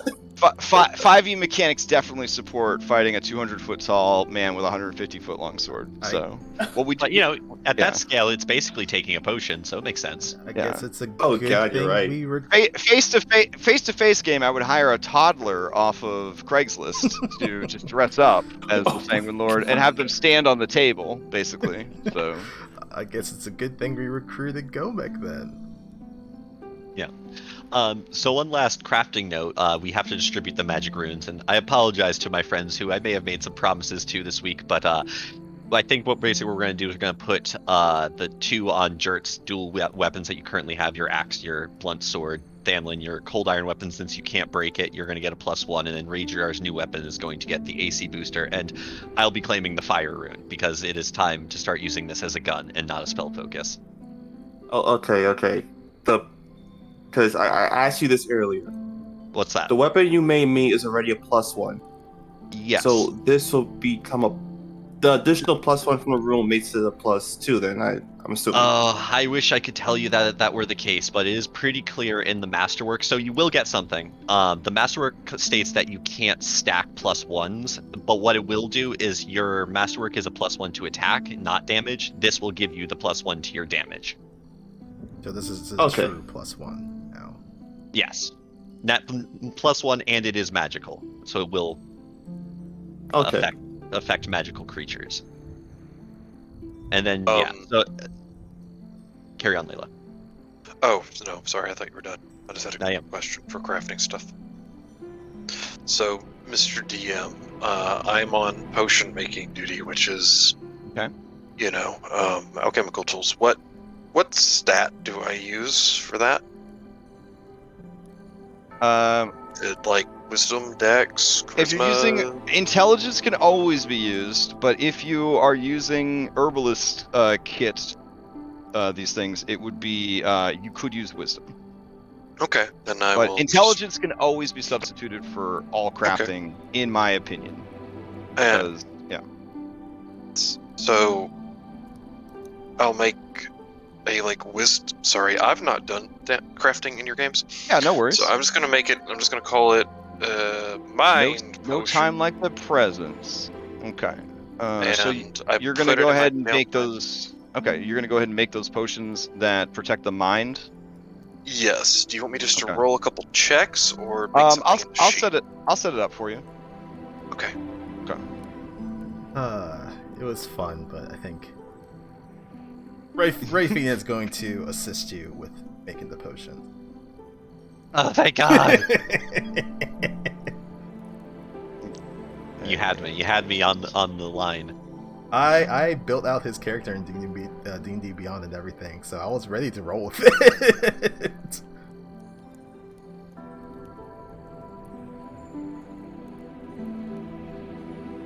Yeah, Ray is also. Are you Layla going to be working on this alone, or is there someone else with training an herbalist herbalism kit that could help you? Rafina is trained in herbalism kit, so she will assist Layla. Okay. All right. Yeah, this is just day 2 because day 1 she spent helping investigate. So it's 10 checks or something. Let's see. Okay, so for these mind toxins to kind of protect you, they poison you, but in exchange for being poisoned, they will protect you against the mind control stuff of her.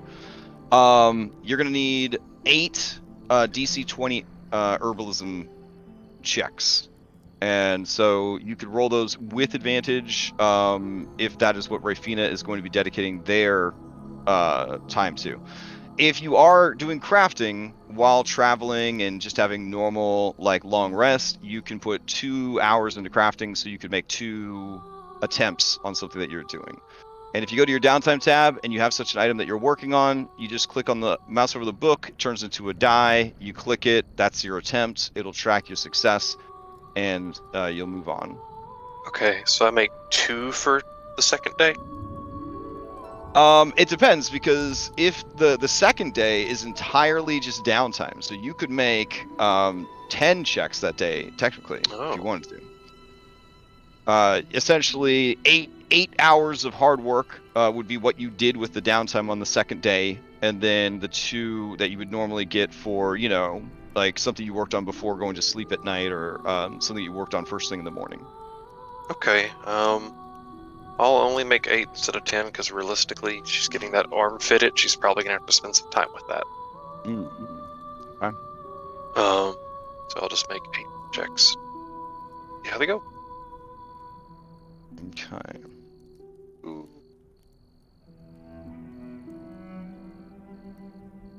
4.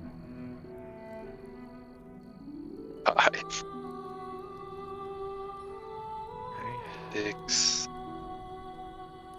7. And 8. Okay. There's some rough spots through the day, but pretty good progress. Got him most of the way finished. All right, and then when you finish it, you could just start another one and just start kind of cranking those out, essentially. Alrighty. Okay. Anyone else doing anything or need anything in this? We'll say second day of rest and preparation. I Other guess than just I'm gonna start rolling my barrage in a minute. Thalen will continue crafting on his helmet. You go first. Okay.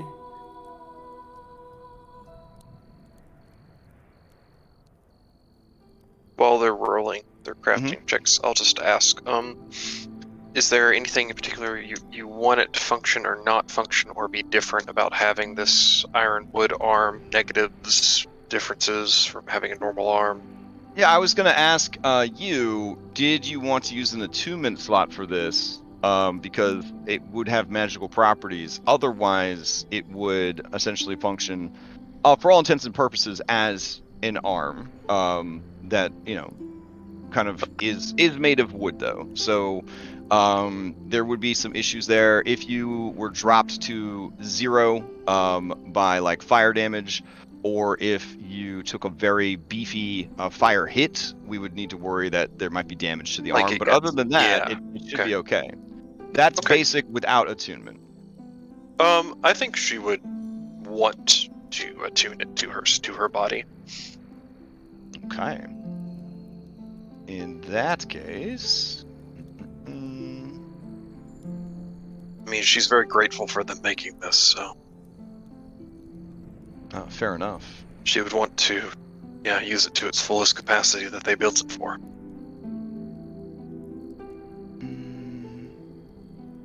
All right.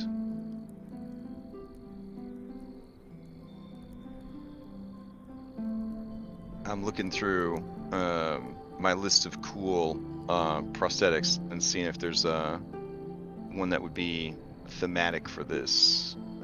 Let's see. Oh, okay. So by attuning to this living ironwood, you basically can use an ability called Shape Limb, and you can, as an action, change the shape of the limb and the function of the limb. So if you found yourself without a weapon, you could make it into like a blade or a club or something like that. And with this, you could also extend your reach by 5 feet. But then it would be a bit unwieldy. But if you were wielding a weapon in that hand, with that extra long arm of yours, attacks against adjacent creatures would be at disadvantage because it's too unwieldy and long. But against the creatures at reach, then you would attack normally. Could be useful for touch-based spells and things like that. You could basically just make it longer and more sinewy than normal. So that is one of the things it can do. And then, as a reaction, in response to being hit, you can essentially get a shield-like effect from the arm, and this can be done once per day.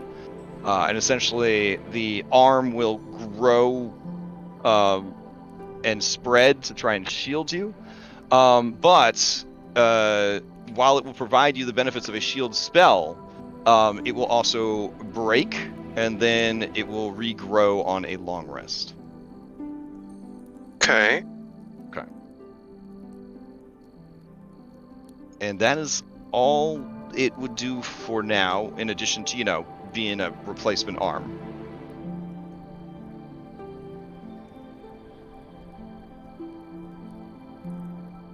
Magical science question.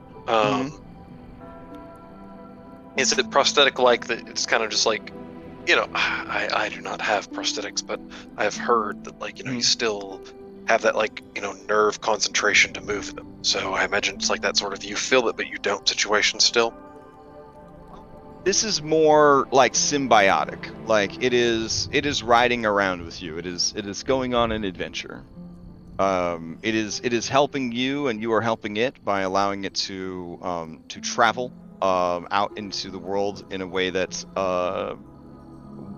Ironwood wouldn't be able to Okay. do. Yeah. So it's its own, like, small living entity. Oh, yeah, it is for sure a plant. Yeah, it is its own little thing. And you guys are essentially in tune with each other. Okay. All right. And the shape limb, do not be afraid to try to be creative with it. If you try to do stuff like make tools, like simple tools for like fine manipulation and things like that, or crafting, you could probably pull that off. But like it wouldn't be able to turn itself into like a hand crossbow, for example. Okay. Simple Yeah, tools, kind of help you up ledges, stuff like Yeah, that. Lengthen basic it. bitch Batman Clayface stuff, like You got it. Yeah. Nice. But slower than that, hence the reason it takes an action to do it. Not entirely dissimilar to my Pact of Blade ability. All right. Any other downtimey things that need to happen?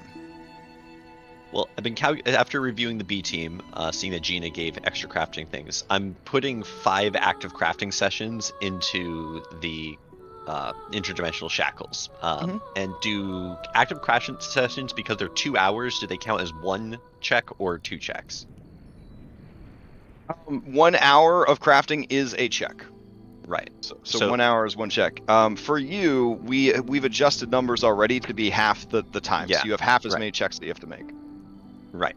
Okay. Well, so that's 5 checks, and then I will roll the other 15 until I get it, or if I don't. Okay. Yeah, and on this kind of stuff, it's very much like self-managed. Like we're not all gonna hang out and watch Fair. the rolls and cheer you on for them. Fair. You let us know honor system like when you have completed what you were doing. Okay. All right. Is anybody else looking to try to craft anything during the downtime, or are you just resting, or I mean, I know some of you were gathering information. That works too for your downtime activity. Is there anything else? With Layla's information, I think Raedriar is going to train people if they want to be trained, but otherwise he's going to sit down, and all he's going to do is he doesn't want to, like, to describe it, I think he just wants to try to reach out to his core, his patron, and see it as a emotional and psychic creature if he can get a ping back somewhere. Not even necessarily see, reach, or do anything, just get it. Okay. For this, it's just going to come down to, we'll do a charisma caster check. So just throw out a raw-ass charisma check, and we will see how this goes as far as sensing, reaching out to, that sort of thing.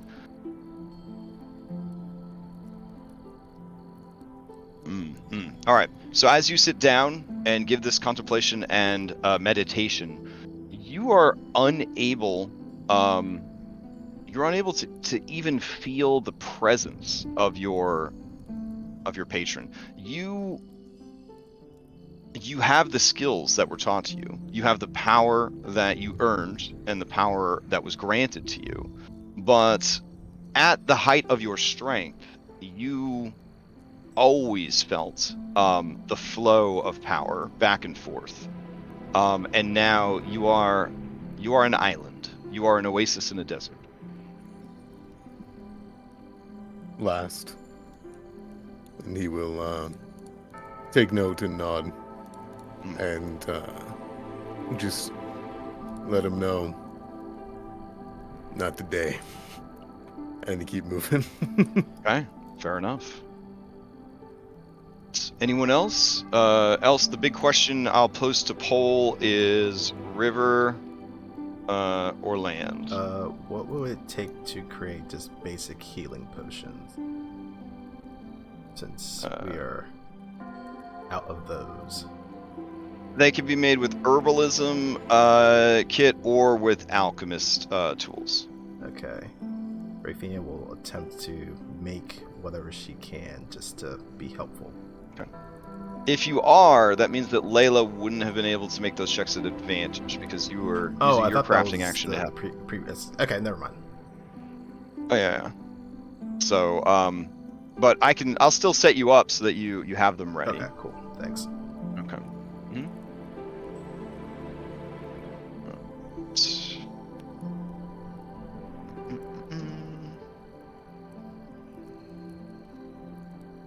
Okay, so while I'm getting that set up, oh right, it would be recipe book. Can't believe I don't have this one memorized by now, but whatever. Do Jurt Souths, are they still just a single D4? The trash, they don't scale. Aw, they're not. Aw. Listen, in the 5e yo-yo healing system, 1 hit point is strong. Okay, like anything to get people back up is what they Think care of it about. like a good berry, somewhat. This doesn't fill you up.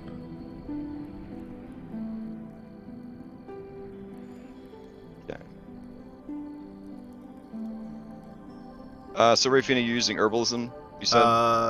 Later, because it didn't seem like it seems like. Yeah, I'm just setting it up so you have it Yes, on your yes. sheet. All right, so you will need to burn 25 GP per potion of we'll just say generic resource. With Team Nature, I'm going to assume that at any point they have been able to find the remaining ingredients necessary. But then you guys would need to provide essentially 25 GP worth of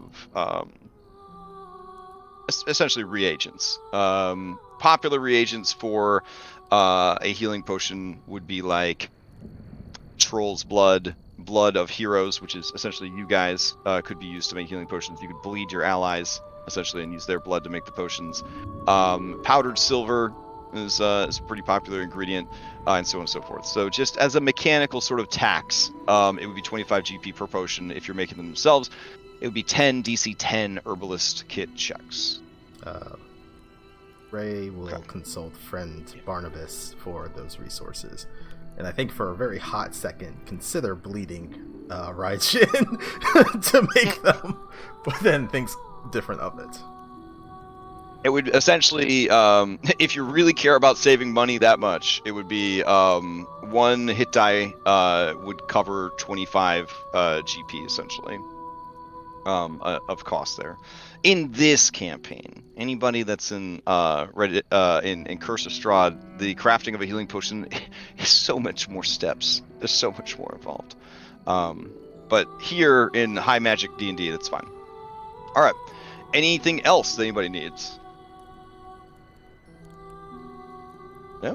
All right, great. We're getting a little bit of feedback from somebody. Don't know what's going on there. And then let's see. All right. If that is the case, you would finish your time amongst the Tiri Couture. 2 days would pass.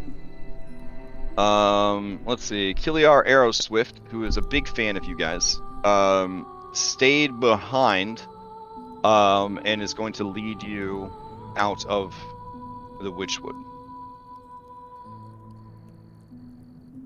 All right. Along with a pair of Malphas. All right. Rafina, towards the end of the second day, you would receive a message via a small, kind of moldy bird. Can you hop into secret chat? Yes, sir. This is in reply to the message that you sent. All right. Okay. So it can't be a very complicated message. What was the message that you sent? Just letting the just walk me through it. It was let's More see. or less of we have made alliance with the Tiri Couture. The party plans to go to the Thornwastes to speak with Ghost Lord. Seems Red Hand has occupied his territory. Okay.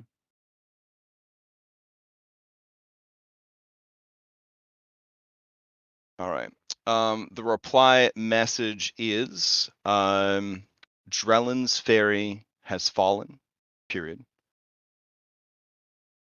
Red Hand occupies. Period. Resistance fighters captured. Period. Most left for Brindle. Period. Tried to help, but overpowered. Period.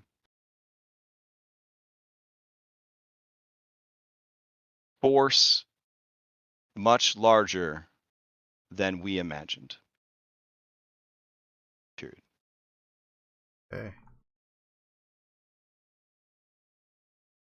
And yeah, And then the bird looks at you expectantly for tip essentially. yes, she will give it morsels of food, Okay.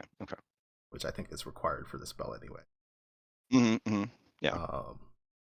And we'll have a little bit of a saddened look, but we'll probably inform the party of what has transpired. Do you want to use the same bird to send a tweet back? It would be a 10-minute process. Yo, hashtag.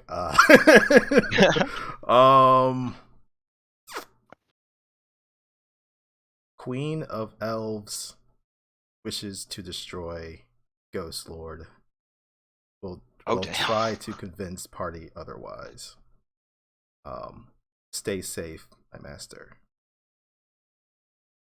Nice. Go ahead and take a point of demon inspiration. That's good shit. When your new character directly is working against the your old character for role playing reasons, that's fantastic. It was already established that Rafina, while still terrified of the Ghost Lord, still respects him and what he is able to do, and does not wish for his destruction.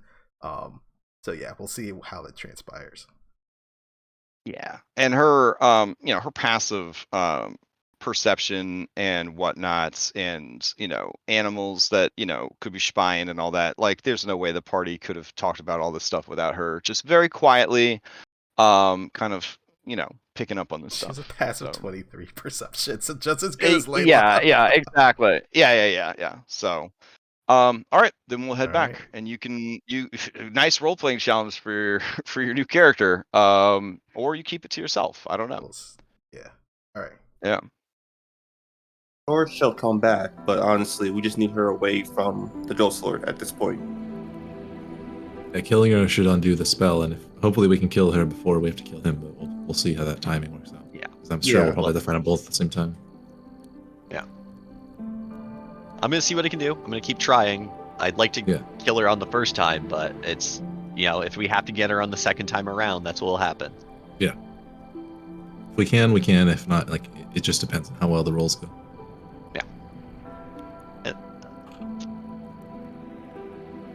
Are we back? Yeah, I'm back. Oh, hi, Mark. Yep, we're back. Yeah. Oh, hi, Mark. Desperate to ask because it didn't go well. A crit during crafting doesn't mean anything, right?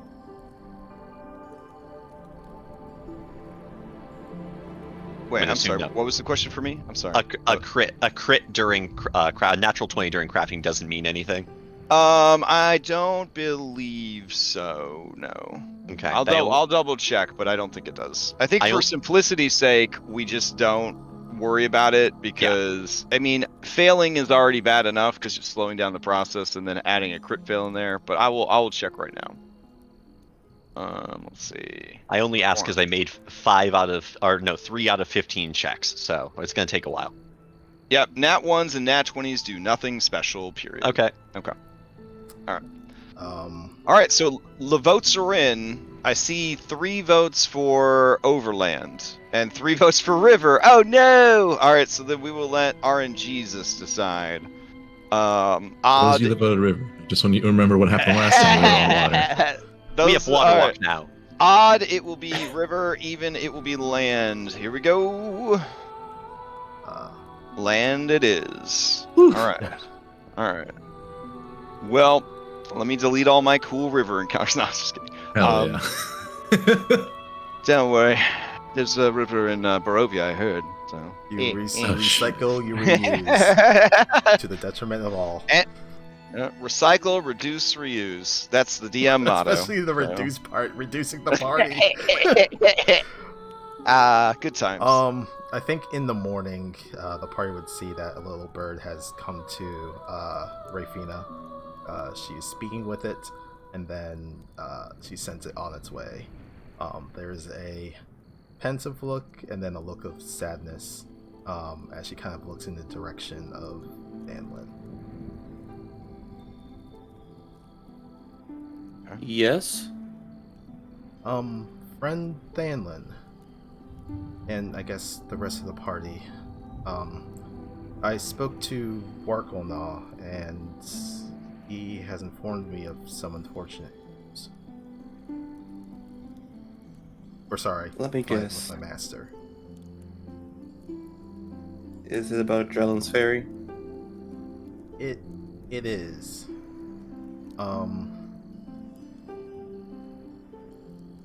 What is the best way to do this? Is it the good news or bad news that you give first? Always start with the bad news. That way you can cheer them up after. Okay. Well, the bad news is Drellin's Ferry has fallen. The Red Hand came through, and my master and our people tried to assist, but they were no match for the force that came through.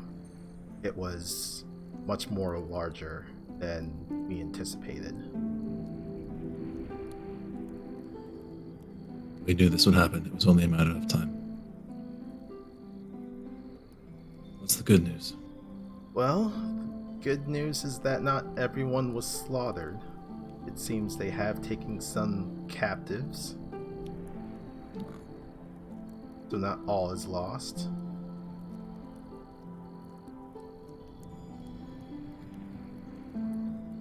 Names. I'm sorry? Do you have names? No. Unfortunately, the messenger was only able to give the overview, not specifics. You'll see Thalen just tightening his fists and gritting his teeth. Do you know if Tarleton's fallen yet? No news on that yet, but I imagine they may be heading in that direction. I can continue to send messages to my master as they are going to be tracking the movements of this force. Yeah. Tell them to have them make a wide berth. I don't want them to get struck down. Tell them they're heading east towards Brindle. Rayfia will give you a nod to that. Since we're heading by land, and we can go over under the cover of night and darkness spells, what if we were to stop by Drellin's Ferry just to get a peek at who they happen to have? If their main force has already progressed onward, they would only leave a token force left to occupy a ruin.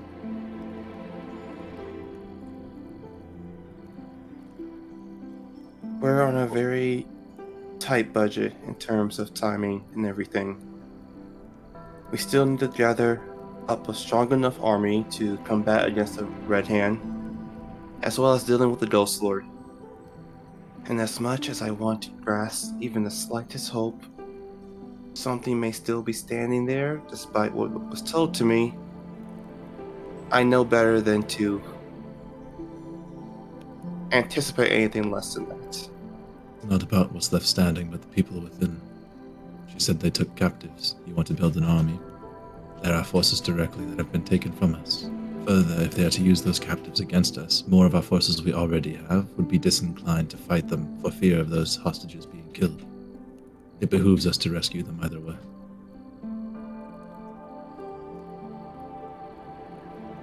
Well, it strikes me that the easiest and fastest way to get in and through Drellin's Ferry would be by river. If you drown again, I'm not saving you. We've already started You our didn't path save through me the the first forest. time. I tried. It's too far back to go and get a boat. Oh, this would be the end of the second day, or the morning of the day that you guys were heading out is when this news would be received. Correct.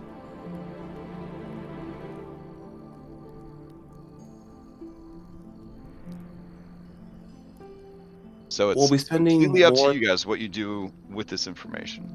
If we deviate and go to Drellin's Ferry for any hope of getting back hostages or captives, that's more time we'll have to spend heading back to the Ghost Lord to deal with.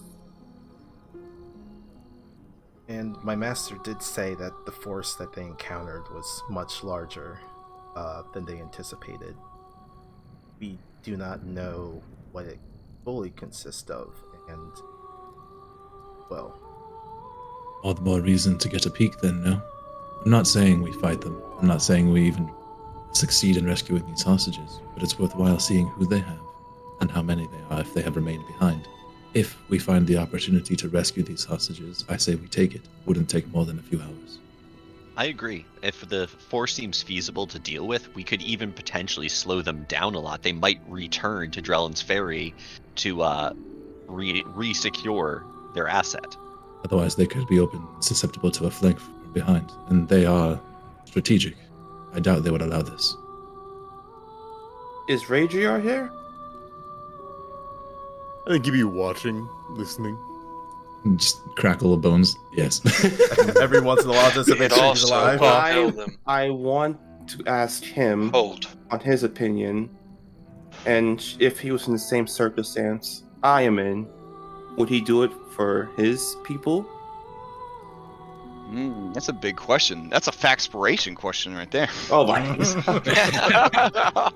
D8 spawns in the air above his head. Oh man. Yeah, Rajar. I mean, you're put to the question there. He would eye you, Thanlin, as he knows that you've listened to him before about Drellin's Ferry. And letting your people die in that way.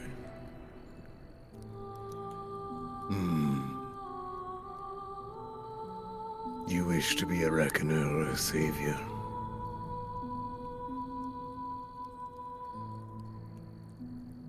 Which is it, knight? I don't know, honestly. There is one thing we haven't mentioned yet. If we make it known we're at Drellin's Ferry, right, they're smart, strategic, they probably will turn around. But you know what they're going to do? They're going to follow us into the Thornwastes. When we're done dealing with the Ghost Lord, we're going to have them at our back. Let them come. I was meant to be a deterrent, not a...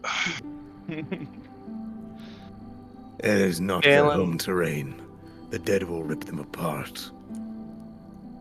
Phelan will take a deep breath.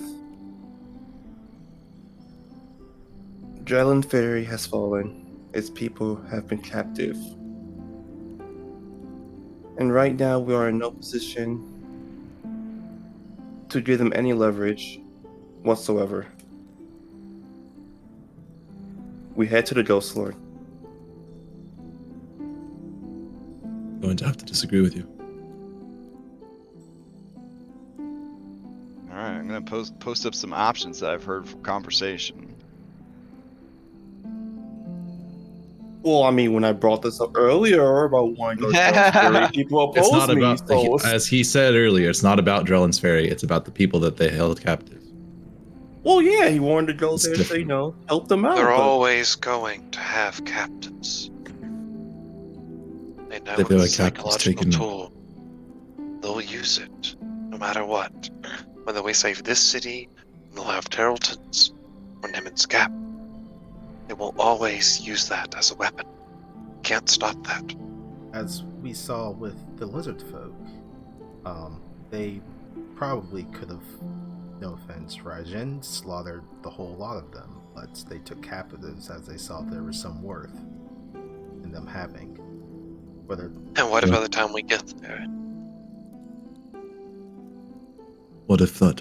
As much as they like bloodshed, murder, slaughter, and conquering, hobgoblins of this particular age love slaves. It's free labor, it's demoralizing, and it's the best kind of demoralizing because if word gets out that they have slaves and the slaves are treated somewhat fairly, a lot of people are willing to just surrender rather than fight to the death.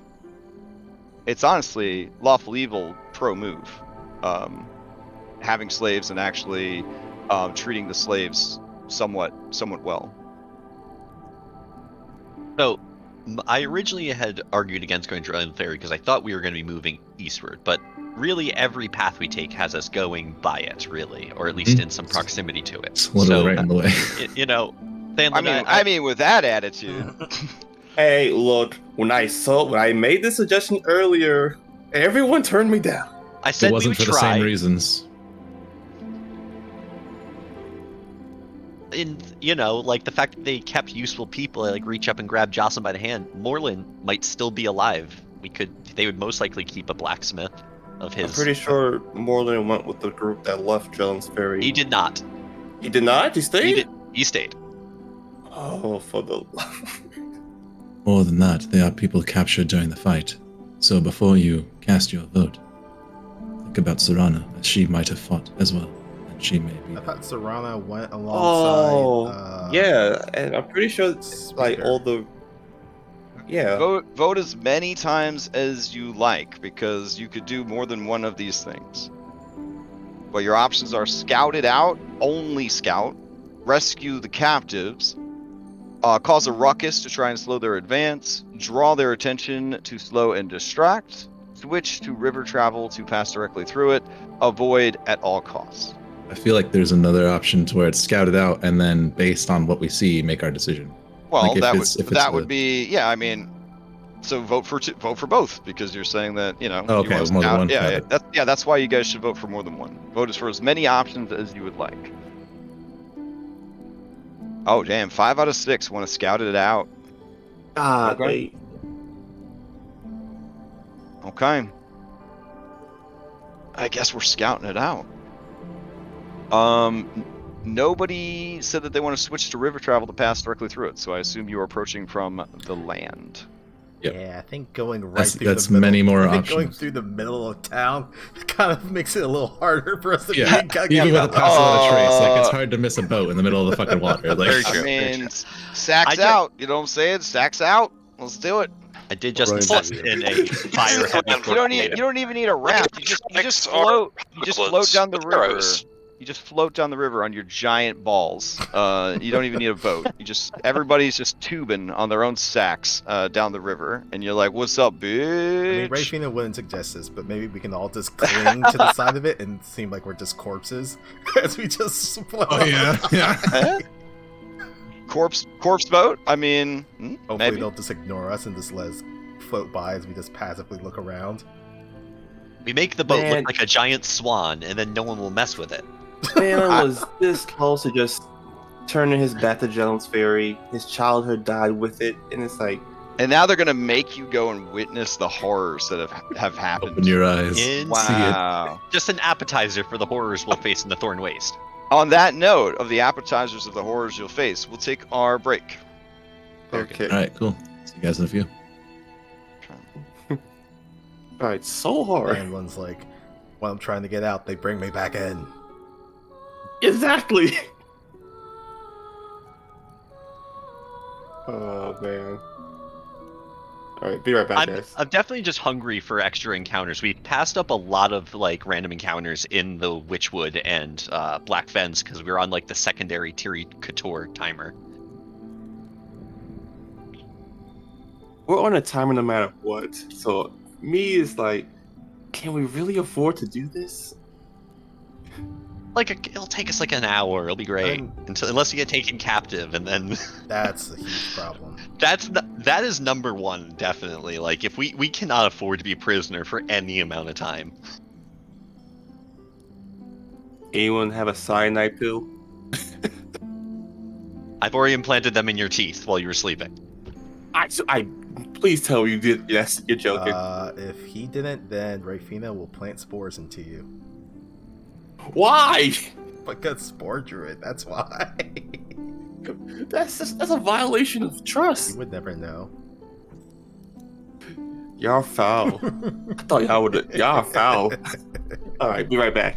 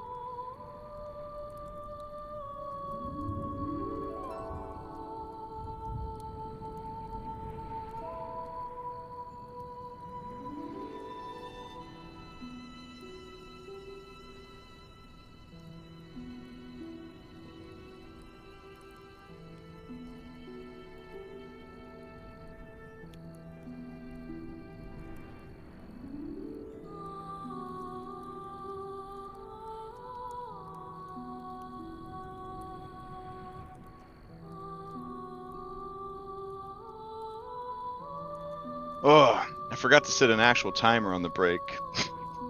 So, but I've had to pee and get a snack and talk to my kid about their D&D game tonight. So, has that been 10 minutes? I set my Probably air 5. fryer for 10 minutes.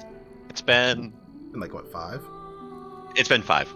Only 5 minutes. Goddamn. I wish life always went at that nice moderate pace. Damn. Ooh, this is my favorite part of this campaign, where things just start happening. Like, everything was like the water getting ready to boil, and now the whistle's blowing on the tea kettle, and it's just there's nothing can stop it now. As my Final Fantasy namesake once said, "There ain't no getting off of this train we on." We're on until the roller coaster ends. Yeah. I loved everything about the Final Fantasy VII remake, but the improvements and the love they gave to Barrett, it just warmed my fucking heart. It just made me so happy. Like, Same here. Same here. God damn. Well, for one, I love representation, and for two, so I mean, I was just happy to see him, like, 1997, I would say, is what came out. To have an anime-esque Japanese role-playing game that had an African-American playable character, which is like, what? And then they didn't make him very good, and that made me kind of mad. But then he's so good and so useful and just so fucking cool in like the reboot. I love it. Yeah. That was the whole reason I got a PlayStation 4. I had no reason at all to own a PlayStation 3, PlayStation 4, but when they were like, Final Fantasy reboot, I was like, well, I guess I'll check it Yeah. out. Yeah, I have no choice. Here you go. So. All right. But yeah, this is really when it starts to shit just keeps happening. Like, just keeps happening. So.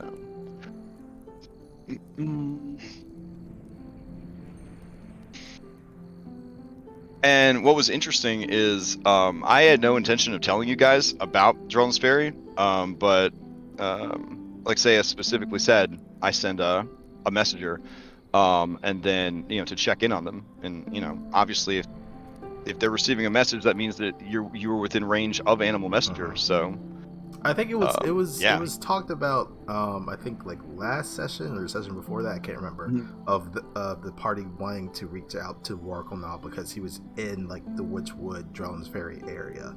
So I was like, all right, well, since we're now a little bit closer, Rayfan will send a message and then see what news she gets back.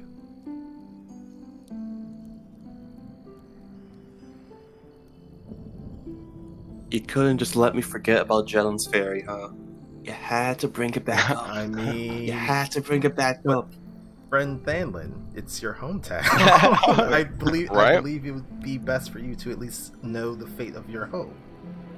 You're doing Everyone so good. tried so hard to say it's no, it's dead. Yeah. It's gone. Just don't even bother about it no more. And it was 5-1. We ain't going back to Drellin's Ferry. Forget about it.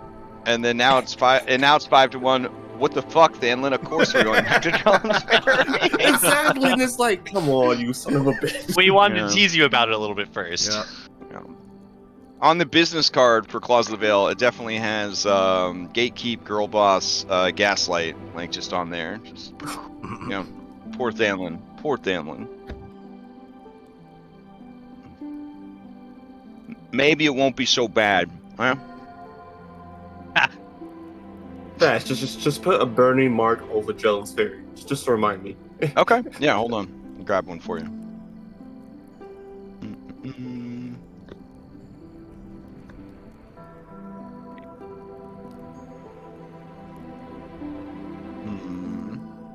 We're gonna need Drellin's Ferry. Yeah, I'm glad I didn't archive all these. I was thinking about it. I was like, maybe.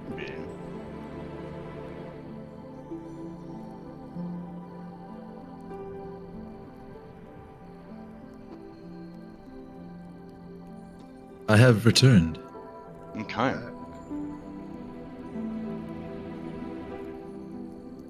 According to the air fryer, we have 2 minutes. Sick.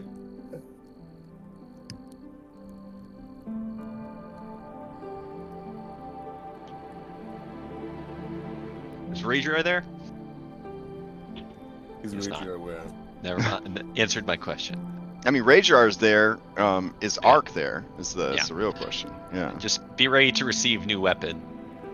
Oh, I mean, I could if you send it to me. Sent. All right. Per your request, Danlin.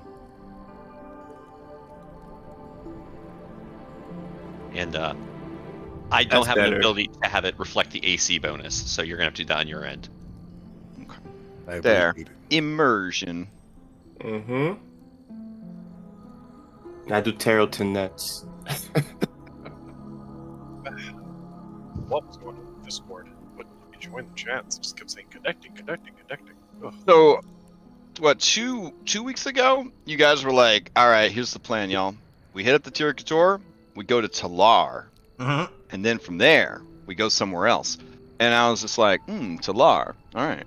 Well, I told myself that I wasn't going to flesh out any of the towns unless I knew they were going there. So we spent a whole prep session building out Talar and making the shops and the people and like things that were going on. And then we start the session, and you guys were like, "So, now that we know what's going on, Yes. we're definitely not going to Talar." And I Yep. was like, "Yep, okay, that checks out." You, Checks you out. prepped before you gave us the info. Yep, Yeah. yep, yep. To be fair, Guy also was wanting to go to Talar more than Yeah. anything. I miss society. I miss towns, stores. Embrace the nature, man. It's good What's for wrong you. with the trees? I don't understand. Yeah, Team Nature for life. Just camp. Duh. Just camp, he I says. agree with friend Jert. Nature is wonderful. Orion's not here right now. Stay out of this. Everything out here Right, just Fiona wants just to eat shows- me or give me malaria. Rayfia just shows that she has honorary Team Nature badge on. Barnabas offended. As the man with the highest nature skill in the team. Never invited. Do you really? I We gave Ouch. you we gave you Yeah. an honorary badge. All right, Jert, with forced marching, with I guess we're back. So, with forced marching and fast pace, which you can do, you can force everybody to go to fast pace. You could get to Drellin's Ferry from where you are currently at, with the assistance of these elven guides, in like 10 hours. Cool. That's 1 hour short of our max travel time. Yeah, so that's a distance of like 50 miles, give or take. So, all right. All right. You guys are familiar with your B team. I believe you got 5 out of 5 on your B team, so you're good to go on that. Raijin does have a once per short rest combat-based ability, so just be mindful of that. It could come in handy. And then, yeah, go ahead. Someone from Team Nature, probably Jert, who can't roll lower than a 10. Just give me a survival check for the journey there, and I'll go ahead and change out some of Jishia music. All right. This is important, so I'll use Intrepid for advantage. I mean, there's Okay. a whole bunch of us. You probably have advantage. Okay. Okay. Alrighty. Use it. So, with your allies assisting you, you avoid any sorts of distractions or potential combats that may have occurred within the Witchwood. In fact, with your check, Jert, you realize that the Malphus are definitely scouting ahead of your scouting party to deter any curiosity or temptation that might divert you from your path.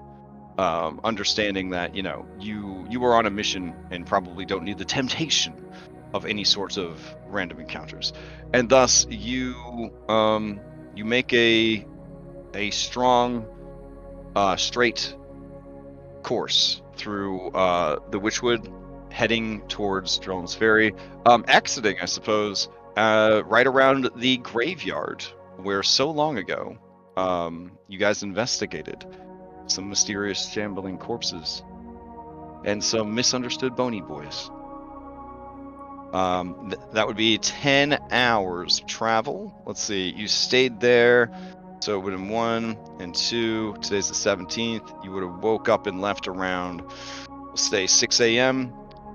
Oops, that's day. There we go. Hour. We'll put you guys there around 6 p.m., which should be right around the sun getting ready to set. Which direction is the sun setting in on this map here? It's it's the right-hand side of your screen. this Right. way? No, Okay. no. The sun rises in the east. It sets in the west. it's over here. Yeah. It's in that section. Yep.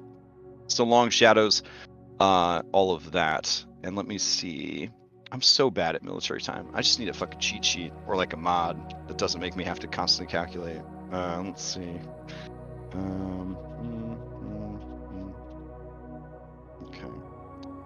Okay. You know, guys, with the magic of Foundry, we can do that. Oh, really? We can No, turn but off. I'm just Oh. no, I'm sabotaging. Because if you can, you better share it with me. Because like I just don't operate on military time out of pure stubbornness. Okay, so at the graveyard, you know that from the graveyard, it's going to be about an hour more to travel to town, but you would have access to the outlying communities. As you leave the thick canopy of the Witchwood behind, you can see the pillars of smoke rising off in the distance from the burning and the destruction. Jurt stops in front of the group. We have a decision to make. We have traveled pretty much as far as we can go for the day. It would probably be best to rest, so that if we decide we need to travel far away from this place for any reason, that way we can.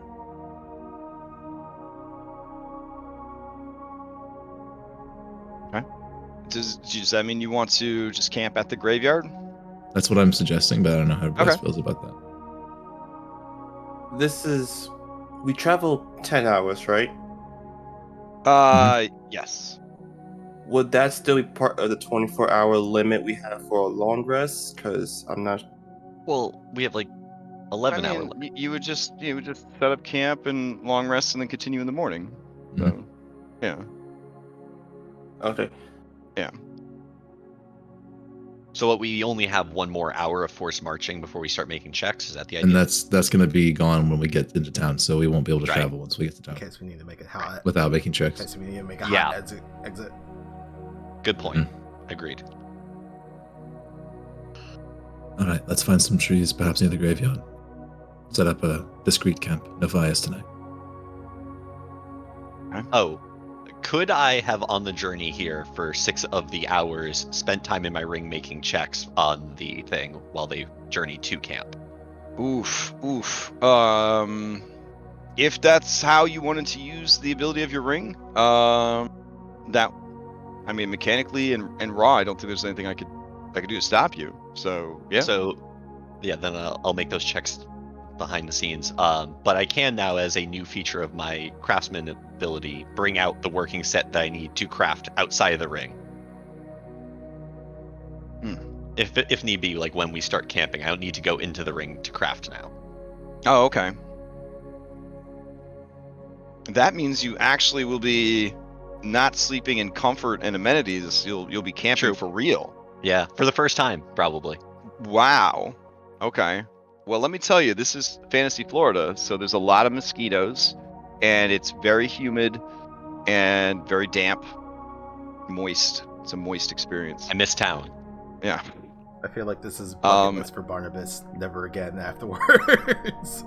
Yeah, the magical heat that sort of emanates from you because of your connection to your patron attracts all manner of reptiles. And so at one point you do wake up with a sleeping bag just full of snakes. You imagine you just hear like burning hands happening in the middle of the night as I scorch my sleeping bag.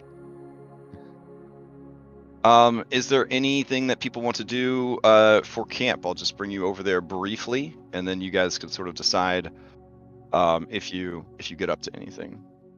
Well, Layla will continue her crafting checks for the night on the potions, and she'll probably, while she's doing it, spend some time with Sasha actually, and just trying to re-up some, like, hey, it's been a bit since we've had a real talk.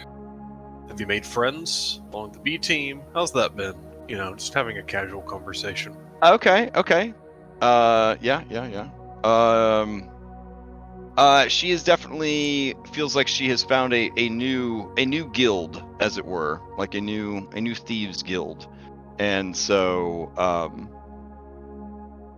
she is nervous about everything that is coming next. And while she wasn't in Drellin's Ferry for very long, she is afraid of what she is going to see tomorrow.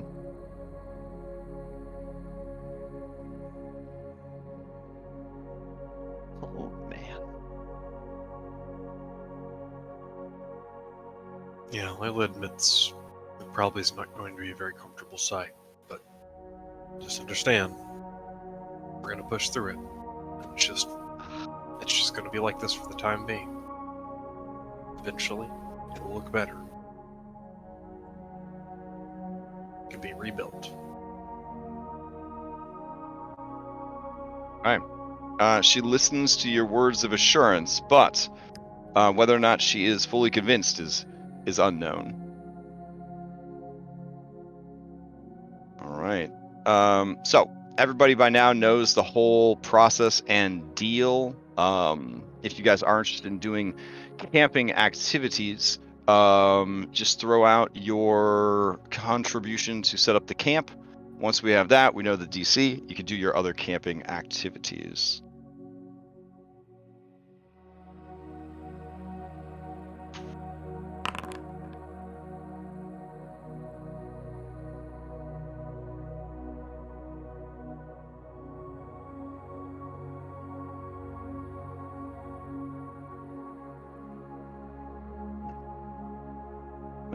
Let's see, success.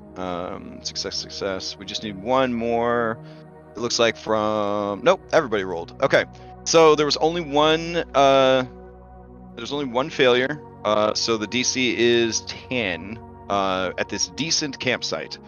So you can attempt any camp actions you like at a DC 10. Rage I will. Relax in solitude. Rocks of Solitude sounds solid. All right.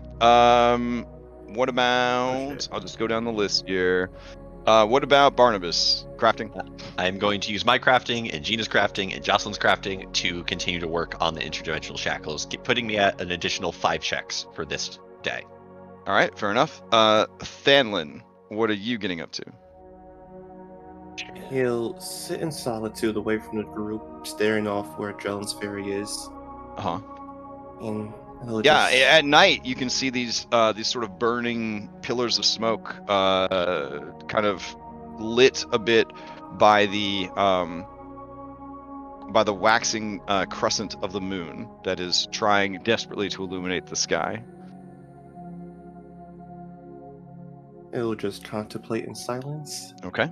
and that's it. All right, Layla, what are you getting up to with your camp activity? So, I work on the mind toxins, but the crafting checks is different from camping, like DCs, right? Correct. Yeah, the Okay. camping will not change those. Okay. So you're just Yep. gonna click it twice. Yep, I work on that. All right. And then what is Rafina getting up to? Assisting to give advantage or working on their own? I think those toxins are going to be quite important. She'll assist, Layla. Okay, I'm Okay. gonna re-roll the one that failed then. And All see right. if it gets better. It does not. Okay. All right. And then Jert. So Barnabas is hanging out for the first time, so he's actually going to be spending some time with him, just like helping him get used to camp, setting up his tent and everything. Oh, nice. Okay. All right. Barnabas seems lost. let us treat that as telling a story. So go ahead and give me a nature check. Because you can't get right on nature, can you? Are you also capped at 10 or minimum? No, capped it's at 10? just survival. Okay. So yeah, go ahead and give me a nature check. Oh, very nice. You may give Barnabas an inspiration. Oh, excellent. Thank you. All right. So Jert makes a terrible thing slightly less terrible. I looked at Jert. So, how do you guys shower? Find a river, buckets of water. If you're lucky, you find a clean pond or something with running water. A waterfall. There are people I know who have magical items that can help with that. Or I've seen you, what's it called? Prestidigitation. I think that works too, but it's not necessarily the same. But there's no replacement for the genuine article. Right. What's the weather going to be like tomorrow? Ah, okay. All right. So the weather tomorrow is going to be, it is going to be moderately hot, a high of 89 Fahrenheit, 31 Celsius, a low 76 Fahrenheit, 24 Celsius. It is going to be humid. Fortunately, there will be a moderate wind of 15 miles per hour. That might cool you down a little bit, but beyond that, it won't have any mechanical impact. Does having fire resistance negate hot weather effects? If you have yeah, if you have fire resistance, then yeah, you don't worry about hot environments. I mean, does nothing for the humidity, but Fair. you at least don't care about the heat. All right, great. Then I will take you back to the map as morning rises. So how I would like to handle this is we will run it as a sort of skill challenge, with each success bringing you closer to the center of Drellin's Ferry and providing more information, but with failure resulting in either abandoning the scouting, or having to fight, essentially. So if you succeed, no reason to fight. You get the information from that ring, essentially, and you move into another ring closer to the epicenter of Drellin's Ferry. So that's how we're going to handle that.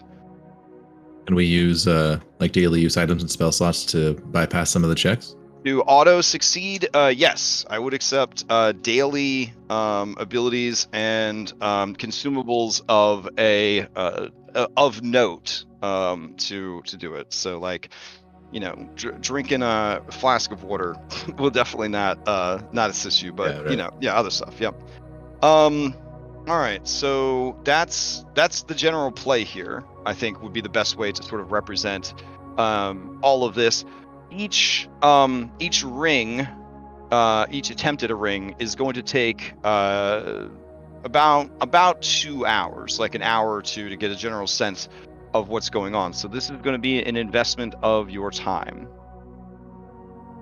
All right, and we'll start things early in the morning, around 5 a.m. Okay. We'll have the sun at our backs coming from this direction, blinding to look in our direction.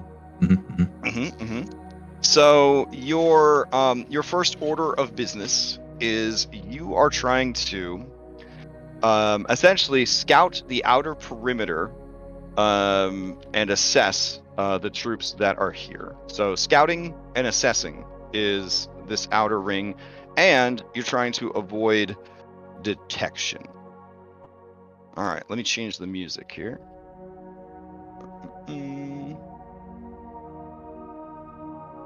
Are you about to put on some Metal Gear Solid? Would that help? Would you like some Metal Gear Solid? I'm pretty sure Let's see. there's a different soundtrack that we use for sneaking. Yeah. Oh, you want that one? Yeah. Oh, Yes, we okay. do. All right. We'll go grab that one. Before we get started, I'm gonna eat my sack lunch. Oh. Oh yeah, fair. good idea. Oh, yeah, same let's all here. take a sec. What hit dice was it? Two- two D. D8, There's an item. 2D8 plus 2. The Okay. jam. Yep.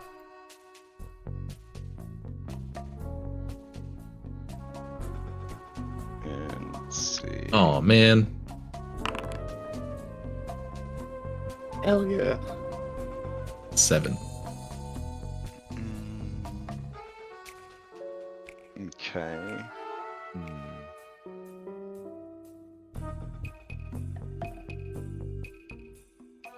Alrighty. So how we're running it is each of the rings of exploration is going to require a certain number of successes before you essentially fail a certain number of times. So in this first outer ring, we're going to want 6 successes. And we're going to want 6 successes before 3 failures. Seems pretty easy. A failure will result in a combat. And what we're going to do is we're going to do them in order of like a more traditional initiative. So you guys go ahead and add yourselves to initiative. Here, I got to add one of you in before it gets started. There we go. And then roll for it, and we'll actually take the in order initiative instead of passing it around. Okay. How we're going to do it is the longer you take, the higher the DCs are going to get for the things that you try to do. Any repeated checks. So if somebody says, I use stealth because we're on a stealth mission, great, that's good. But then the next use of stealth will require a higher DC. You can succeed at a cost for these, but it will be a succeed at a cost out of combat, which is one of the most deadly things you could do to yourself. So really think hard about whether or not you want to do that. But the end of each round, essentially the next round, the DC will go up until it is nearly impossible for you to make it. We will say that we will max it at 3 rounds. So if you have not managed to do it at the end of 3 rounds, or you have 3 failures by the end of the, before those 3 rounds, then you will be essentially caught out. So not too bad to get 6 successes in that short amount of time. It's a pretty easy one. If you succeed by 10 or more, we'll count it as 2 successes. If you fail by 10 or more, you will lose a success. And you have to make it to the end of a round with the right number of successes to successfully do it. It doesn't end as soon as you have the successes, it ends at the end of the round with those successes. Let's see. Yeah, that seems pretty clear. All right, any questions? Great. All right, let's see. Starting it out is Jerk Bandit. You guys have traveled about 30, 40 minutes south from the graveyard, and you are now seeing the outer perimeter of this occupation. There are telltale signs of wolves, chimera, giants, hobgoblins, goblins, and that's about it for right now. So, what do you do? Survival is my jam, so we're gonna go with that. Sounds and he's good. using that to get all tracks, footprints, kind of get an assessment of numbers, and remember their normal routes using his keen mind, so that they can kind of travel away from those, so that a passing patrol doesn't see them. All right, sounds good. All right, here we go.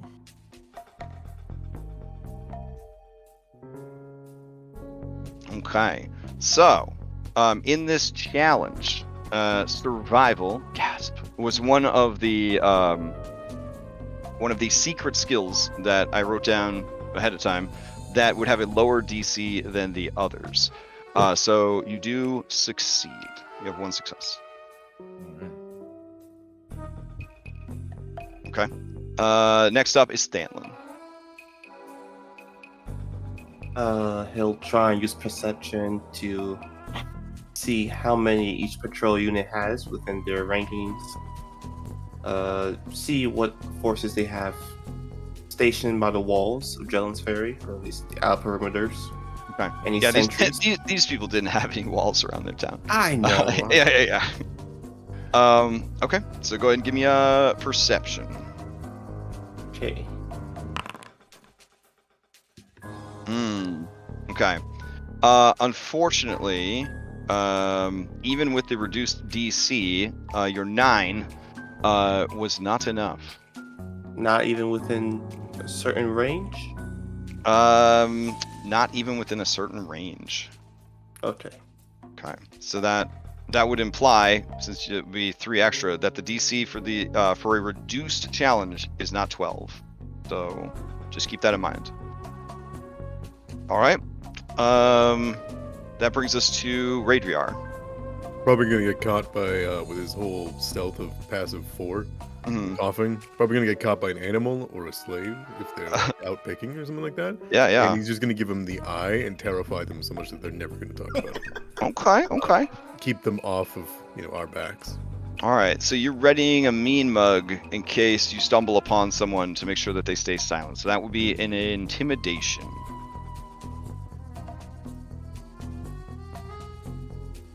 Okay, 16 is enough. So that is 2 successes. All right, Barnabas. All right, so knowing that we're gonna be, I'm not a very stealthy person. I want to like up the ante on making it hard to be detected. I want to use my disguise kit to make myself kind of look like a goblin, and I have like goblin equipment that I've been gathering. Okay, yeah. I'm gonna try to deck out a little bit and get some goblin attire. All right. Let's see. Where's that roll? Here it comes. Did it roll? It did. All right. Yeah, you with your. I'm gonna delete this one because it has a bunch of stuff. But after I show it to you, you got an 18, and that is a success, but not by more than 10. Everybody should be able to see it. I don't think it. Oh, here we go. There we go. Yeah, so you got 18. So that is another success. I don't think it even rolled all of the modifiers because I think it just included intelligence but not proficiency. Oh, okay. So what would your proficiency bonus be? +3. All right, so that brings it up to a 21. Okay. 21 does not take it 10 higher than it needed to be. All right. Also on these, we will treat a natural 1 as, of course, a critical failure, even if it wasn't, and a natural 20 will be a critical success, even if it wasn't. All right. Ray, Duskfate, you're up. All right. I think Rafina will kind of pluck one of the mushrooms that's growing off of her hide armor.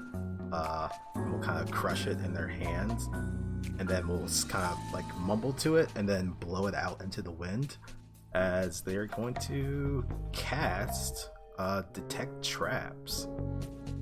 Okay. Since this spell doesn't really get much use, but imagines that since we're infiltrating a hostile area, maybe they have set up alarms or traps around, just in case anyone is trying to either flee or trying to come in. All right, works for me. And that is a use of a spell slot. Second level spell slot. Yep. All right. So that will be a success. So you're at 4 out of 6. All right, Layla, to you. Okay. So Layla is going to kind of, seeing the kind of starting wild part of the town before they get really deep in, she's going to go ahead and adjust her hat and go, please be helpful, and click it, and apparently turn into a bat. Okay. It The used early her morning little light bat for- is hard on your eyes, but you are now an adorable bat. Yeah, use her tiny little bat for using up the hat's charge for the day to get a half hour of little bat-eyed scouting and hearing in, more or less. Probably finding somewhere dark and just trying to listen as a bat. Okay. Scouting around as bat early morning hours. Got it. That would be 5 successes. All right. The round ends. The DC for everything increases. Top of the round, Jerk. Now, does using the same skill in the next round still Yes. apply like an increased DC? Or Absolutely. Yep. The same skill. Each time it's used, it is harder to use, and that's Okay. across all of you.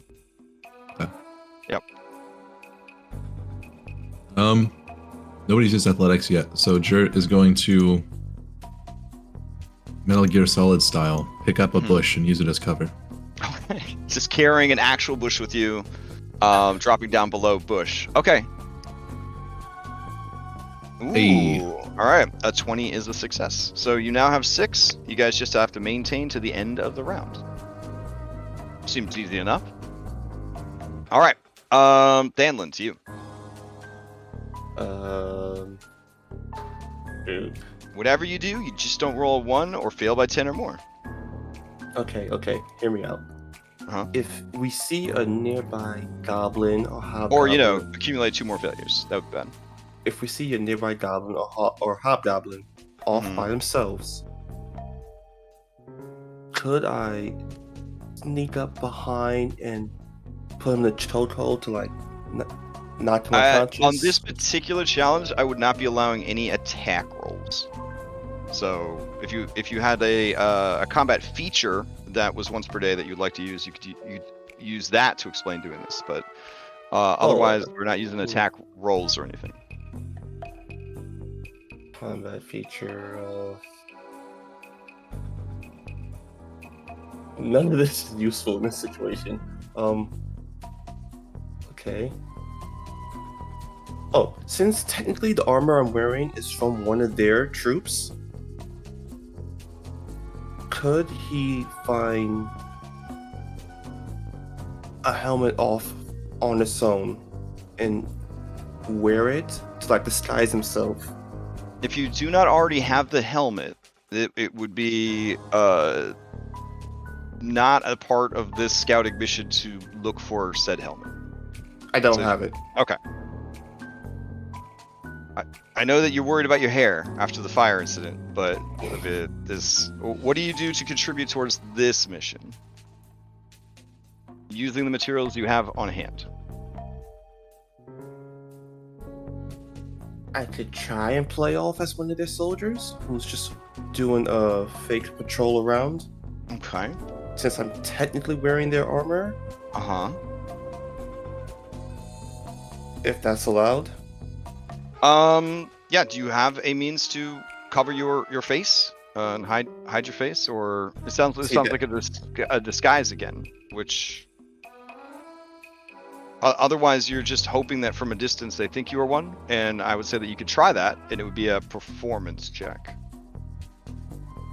Okay, I'll try. Okay. Okay. You, from a distance, based on your stance, the way you are walking, the way you are carrying yourself, the confidence that you have, you appear like you belong there, and nothing is out of the ordinary. That is a success.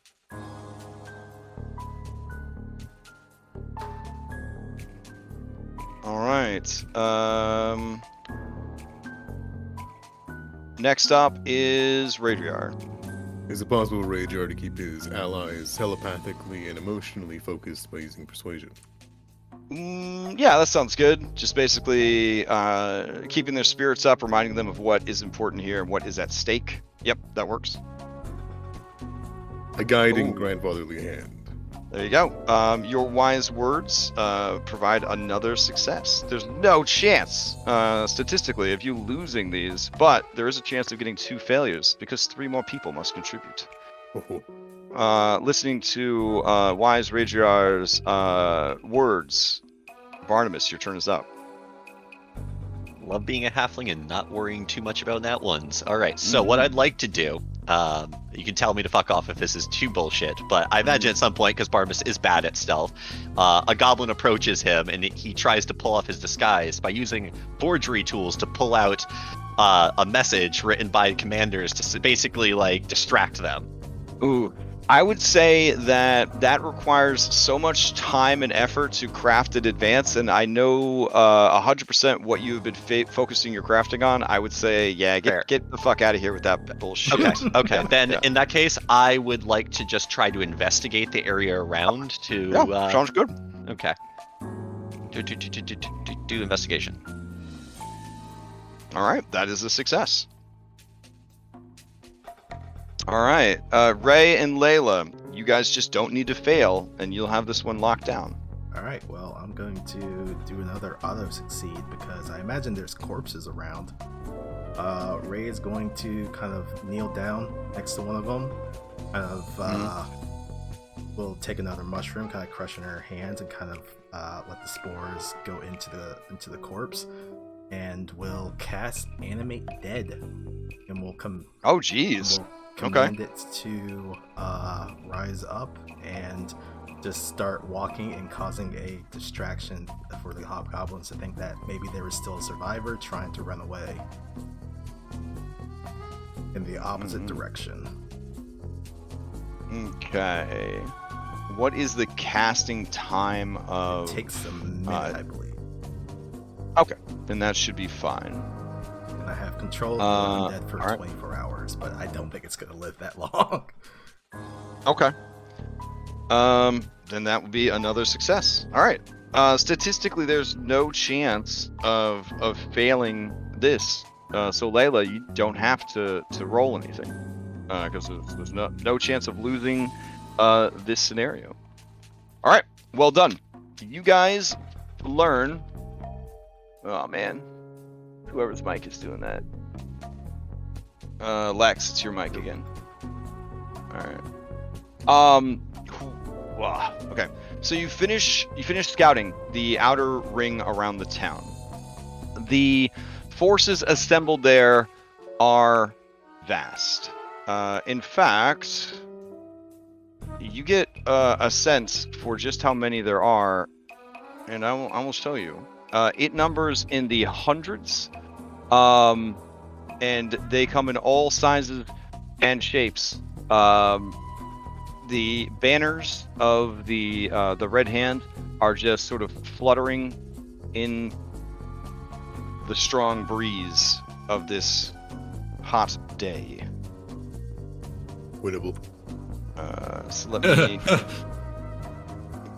throw that up for you guys. Oh my god.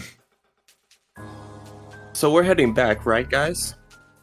Now, with your success, you are able to pick a path through these troops and head essentially into the city, or it's not the city, but the eastern side of Drellin's Ferry. You wouldn't be able to go inside any buildings in this particular scouting ring. You would need to succeed at this one and then get even further in to actually enter the buildings and see what they have going on. This is, of course, only covering the eastern side of Drellin's Ferry. And one thing that you learn, not just from the troop size, but they are making a steady caravan along the road towards the east. So there are troops just running the full length of the road off into the horizon. This is a full military caravan moving troops out of Drellin's Ferry and towards Terrelton, and they number in the hundreds. There are easily discernible manticores. You see a couple of chimera. There are some wyverns. There are giants. They seem to be hill giants and fomorians. And then, of course, wargs and their riders, and all manner of hobgoblin troops.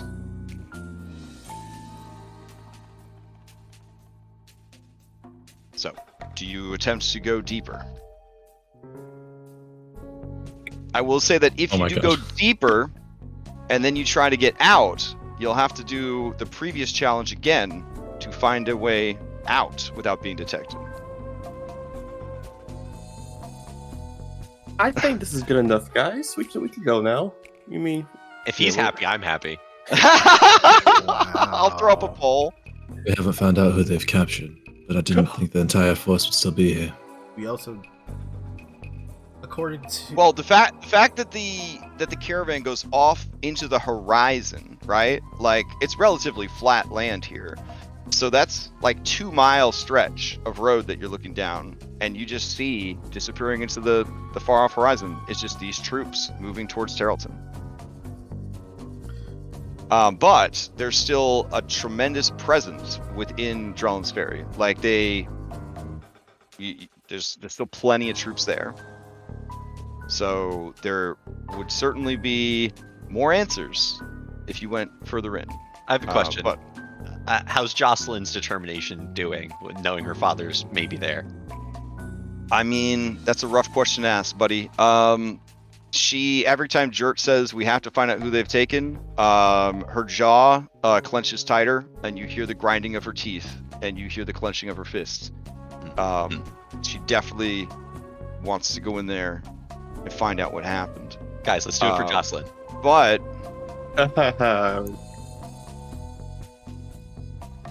you're saying. all right, so I'm gonna go ahead and throw up this up, and you guys can decide. Rager would say, it would be more advantageous if we waited until after the Thornwastes. On the way back, perhaps we clear it. If the Hammerfast is beyond our reach. I agree with Rager, y'all. Well, friend Barnabas, the information that he collected said that this Bloodlord Karn was at the Old Road Inn, but we do not know who commands these forces. Would that not be pertinent information to know who is the commander here? That was my initial thought, but we do not have the power to take on that army. If you think that we can get in there, whether by magic or by sheer force of will, I would love to wring another Bloodlord's neck. Well, do not mistake me, friend Rager. Not combat this Bloodlord, but at least know who they are. We don't have all the information on the different Bloodlords. There could be more than what we just observed. We've said we're scouting this place. Let's not get so tangled and involved. It gets riskier by the minute. That actually put. Oh, no. Honestly. I do Okay. have additional magics to mask our presence if we wish to get closer.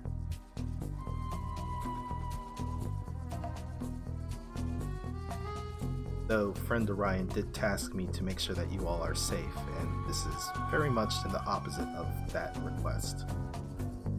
We'll know whether or not there's a Bloodlord one way or another. Whether we scout or we come across one that may have been different from the rest. You've seen enough? Oh, there's not 8 of us, but there's 8 votes. Yeah, I I voted twice. Yeah, The player and Barnabas want different things. Okay, but for this purposes, we're gonna end up rolling for it. That's a pretty big thing.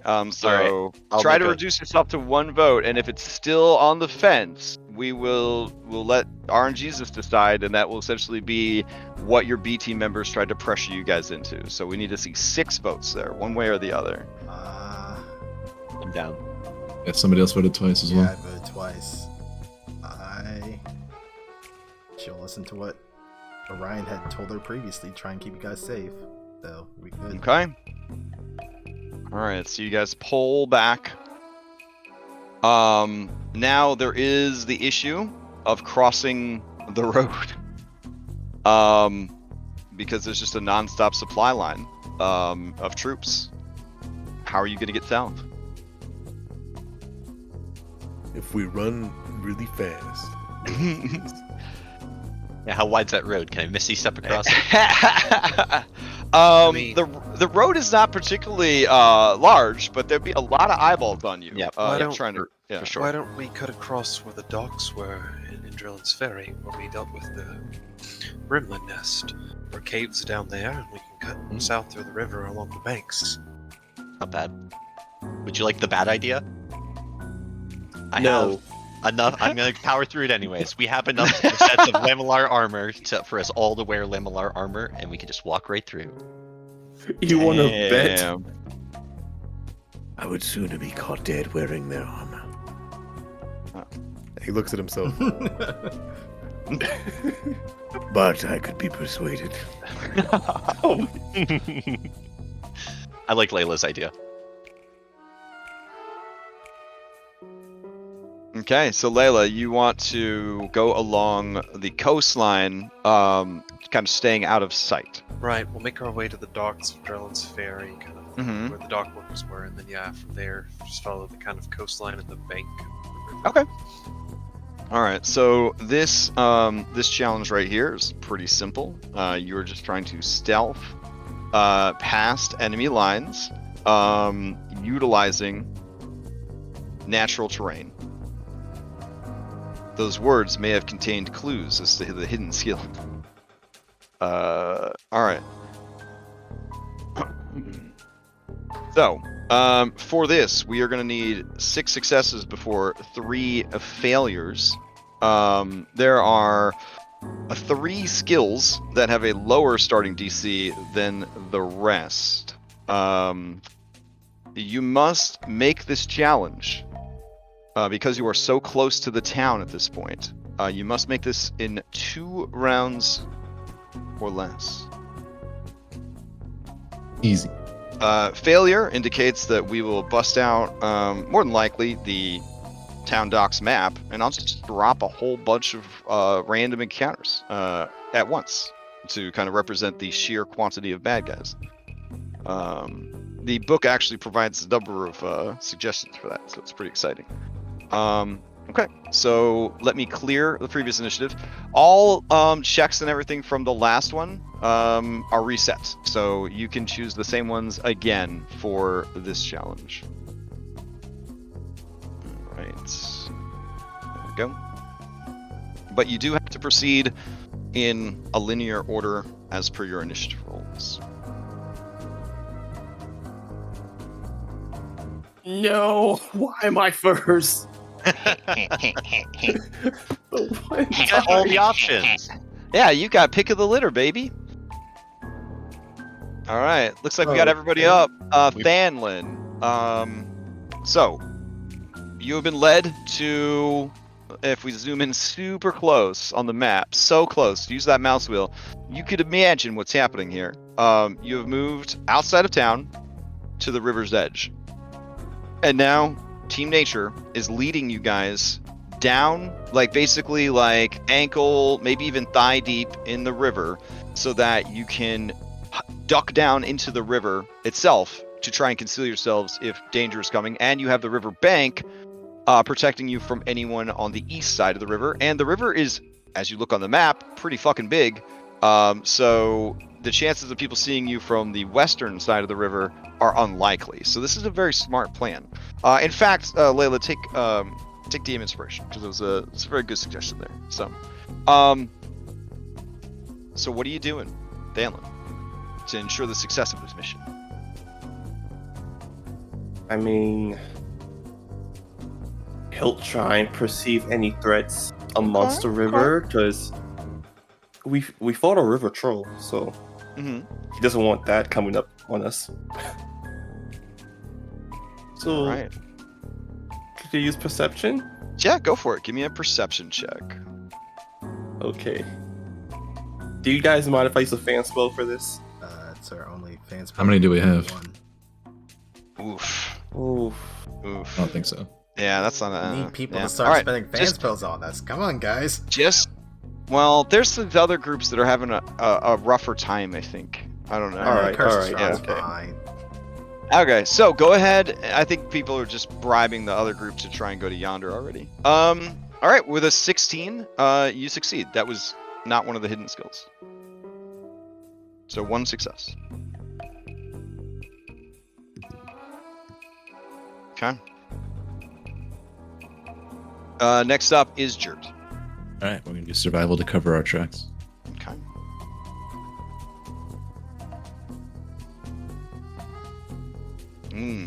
All right, and you can't roll lower than a A 10 on the die, so. Okay, that's good because you got a 7. So I will kick that up to a 15. Survival was one of the 3 hidden skills, so a 15 does succeed. Right. Okay. Layla, it's you. Okay, so there are some slaves still in Drellin's Ferry, correct? I will not reveal that information. Okay. Okay. Well, all right. Okay. I mean, I was gonna RP something, but Your plea for RP has reached my cold Pathfinder heart and Okay. found no solace. I was just Should have trying to voted see the scout about like, deeper. Yeah, if someone spots us, Yeah. maybe using like deception or something to try to like You convince just them told that we're me that slaves. you just told me that you didn't want to go to the ice cream parlor, but now you're asking me to swing by the drive-through place and get you some ice cream anyways, and we don't play that game. So, what are you gonna do? So, In the like, river to sneak past the town that you're not going inside, that town. So like deception really wouldn't work, wouldn't make sense in any way because wouldn't be anyone like spotting us. You definitely don't want anyone to spot you. So all of the previous examples of like rutted instant people and stuff like that would probably be not good here because it'd be very hard to explain to people why you are in the river. Layla is just going to. I think she's just going to lead using the terrain, just using survival. All right, survival has already been chosen, so the DC will be higher. Ooh, but that's a critical success. Nice. All right, so you're already up to 4 successes. Well done.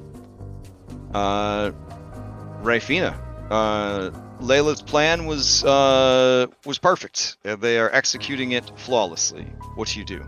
Okay. Rafina will use one of their innate spellcasting from being a Fearball to cast Detect Magic in case there are any, I guess, stronger individuals that may have magical items on them in the vicinity. Keep us away from them by seeing their magical signatures.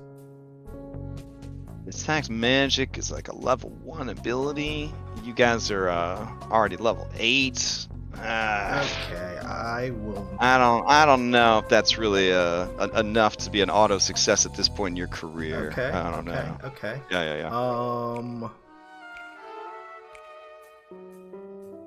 A different ability is that Fearball is able to turn invisible for a little while. I'll take I will it. burn all 3 of those charges that I have in order to succeed.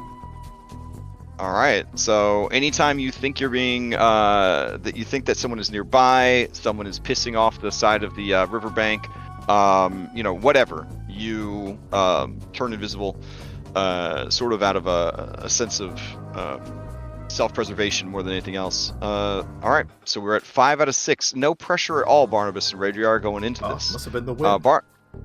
Yeah, exactly. Barnabas, what do you do? I am going to use my degree in environmental sciences to try to make sure that we don't accidentally like step on any rocks that are covered in algae because it's like low tide, and you know that way no one slips and makes a big. So can I roll a nature? Yeah, and mud crabs. You don't want to run into mud crabs. You don't want to get pinched and yell out. Oh hell yeah. That is a very good success. Nature was one of the 3 hidden skills, so the DC was much lower on that. Low enough that I don't know. But you got 6 successes. You don't need to worry about it. Yeah, I don't want to succeed out of combat. All right, Radriar, all you got to do is not critically fail the challenge. I don't know. That seems pretty enticing. So I tell you what. Okay. Just to help out my folk here, Uh-huh. and all of his edgy goodness, he is going to spend the inspiration from meditating, and hopefully guarantee. Jeez, I suppose. And he's just going to. He's not going to mean mug. What he's going to do is he's going to like spy at somebody who's on the docks that might see them. And he isn't gonna like get their attention. He's just gonna force his way into their mind and telepathically scare the shit out of them. Okay, so you're not trying to go into the town per se, but if like the dude's pissing off the embankment kind of thing. So if God forbid anybody was up ahead and you guys were wasting too much time trying to get past them and they just seemed like they weren't going anywhere, you try to psychically intrude on them and make them feel like, you know what, I don't think I want to linger at the riverbanks anymore. I'm gonna, pissing okay. off the river, something's gonna All jump right, out. yeah. I will accept that. Go for give me an intimidation, and you're burning your inspiration. You said With advantage. beautiful. All right. That These is are a not the success. adventurers you're looking for. Yeah. All right. So 25 was not a critical success, but you did make it through, and so you guys pass through to the other side of Drellin's Ferry and make your way out and away from their encampment. I will give you this nuggie right here, since you did opt to go through the town-ish by going by the river versus just trying to cross the road. You would have seen a bit more of what is going on.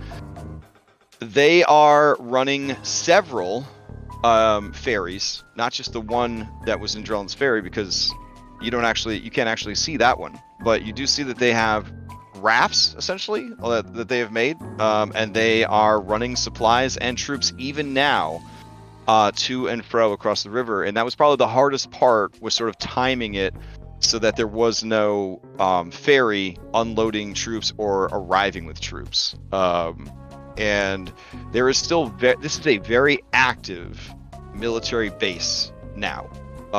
You get that sense just from passing through the docks, trying not to be seen, that this is an active military base.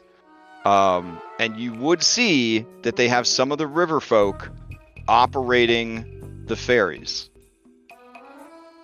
Like, so they do have slaves and they do have people operating the ferries. John Johnson.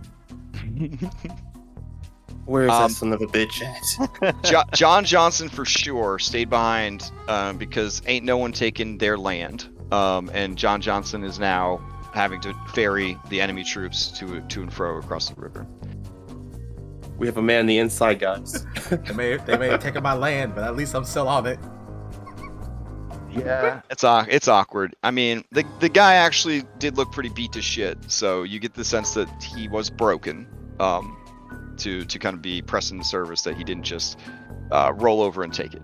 But yes, it is apparent that they have people from the town. A lot of the people at that rally that were like, we ain't going nowhere. They are being forced to unload supplies, operate the ferry, and that sort of thing. You're right. Oh, You're no. right. You ain't going nowhere. Right? Oh no, the foreseeable consequences of their actions. Okay, I just wanted to, Yeah. to show that there's a cause and effect, and that that this is what happened. Okay, and then you guys move on. You are out into the world. The whole ordeal, we'll say, took about 5 hours, so it's only about 10 o'clock in the morning at this point.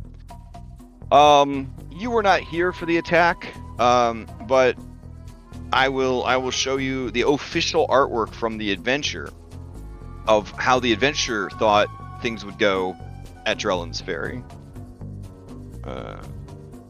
There we go. Ah. Yeah. Ah. Yeah. So there's 3 dragons. Got it. Well, if you Multiple look, giants. Wait. some of those are probably wyverns, but What they the do hell's the have- big circle? Is that just the sun or moon blotted out? I think Oh, that's that- a throne, maybe. It's a Yeah, boulder, bro. if you look to the bottom left of that circle, you will see the man who has thrown that. Oh. Yes. Oh, see, yeah. One thing that artificers don't like to think about is the existence of giants, because mechanically, there is never really a reason to invent a cannon or even a catapult if you just have some giants around, because they just are better at throwing shit than most machines. Yeah. Doesn't take yeah. a whole team to operate. Right, yeah. And so when you want to sack a place, you go get giants. That is definitely a thing that you do. Yep. All right. Counterpoint, you have to feed them, clothe them, bathe them. I mean, They're temperamental. it's a lot of work. Depends on the giant. Hill giants, they just want violence and food, and essentially you just let them kill and eat, whatever they run into, and I mean, it works out pretty good. So Sounds like an intern. yeah. They smell bad. Also, just pointing that out. Okay, that's true. That's true. So does machine grease. Some people think it smells good, but anyways, I do. alright. So now, you guys you have some choices. You said you were going to try the eastern entrance. You still have, according to Jert Travelocity, 6 available hours of Jert clapping his hands in rhythm, forcing you guys to march along the road. The travel pass for the day has 6 hours remaining. March now. Let's go. Alright, let's go and grab some some travel music. Would you call this peaceful travel? Green plains? I guess it's kind of green plains. Okay. Throw some green plains in there.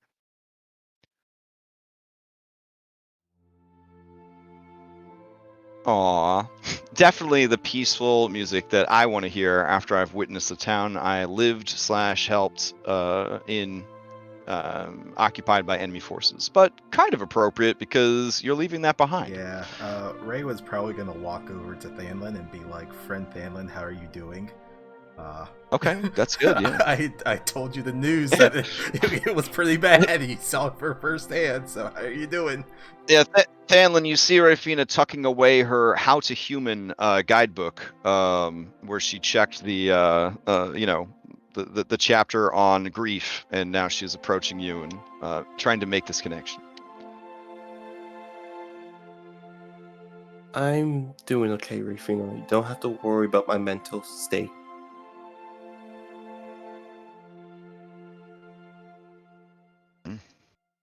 Well, if there's anything that you need, just let me know.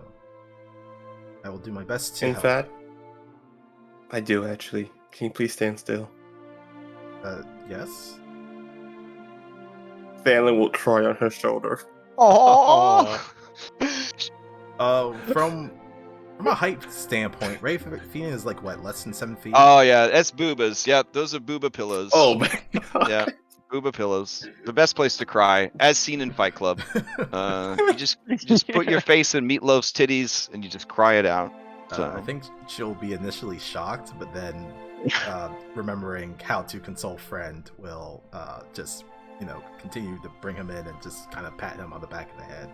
It will be all right, friend Thanlin. Be all right. I miss them so much. But you must remain strong, so that when we come back and confront the Red Hand, we are confident in being able to kick them out.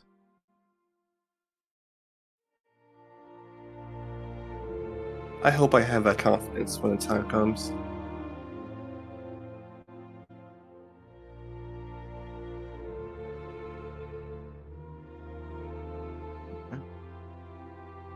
So, Jert, are you going to follow the road or cut across the grasslands? Roads? We don't need no stinking roads. All I right. know, we're probably just gonna go straight there. Okay, so we're looking at about 32 miles. Before I met Jert, I had never wandered off a beaten path. I bet before you met Jert, you would never walk this much ever. I basically Skyrim carded my entire way across the Vale to get from Denivar. Beautiful. Wow. It just steps in every day. Spent thousands of gold. So, not to get too far off tangent, but one of the best playthroughs I had of Skyrim was I did the mod where you disable fast travel. Oh wow. And so you have to travel everywhere on foot, and I discovered so many things that are just in the world. It was such a journey. It's one of my good video game memories, was just discovering what was along the way. It was really cool. Anyways, I don't know why that hit me out of nowhere. Okay. Stuff. So you've already traveled for a bit. You will not make it there today.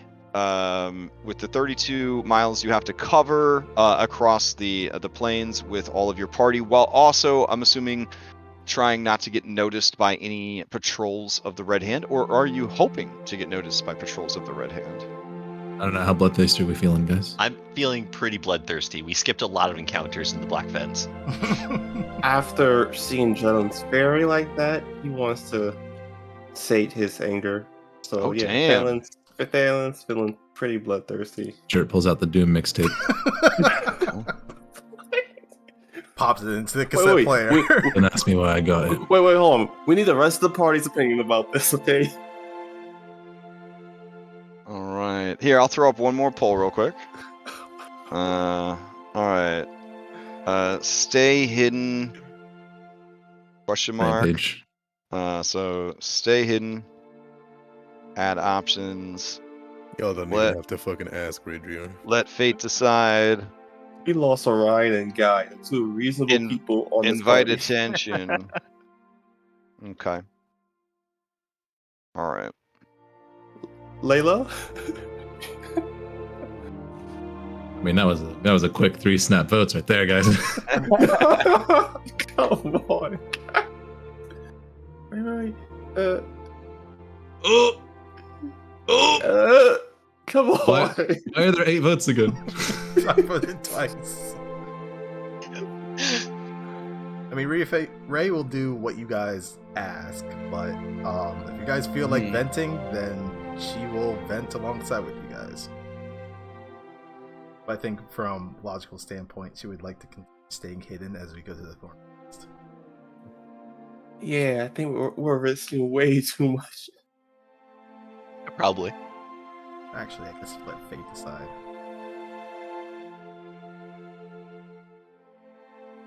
Okay.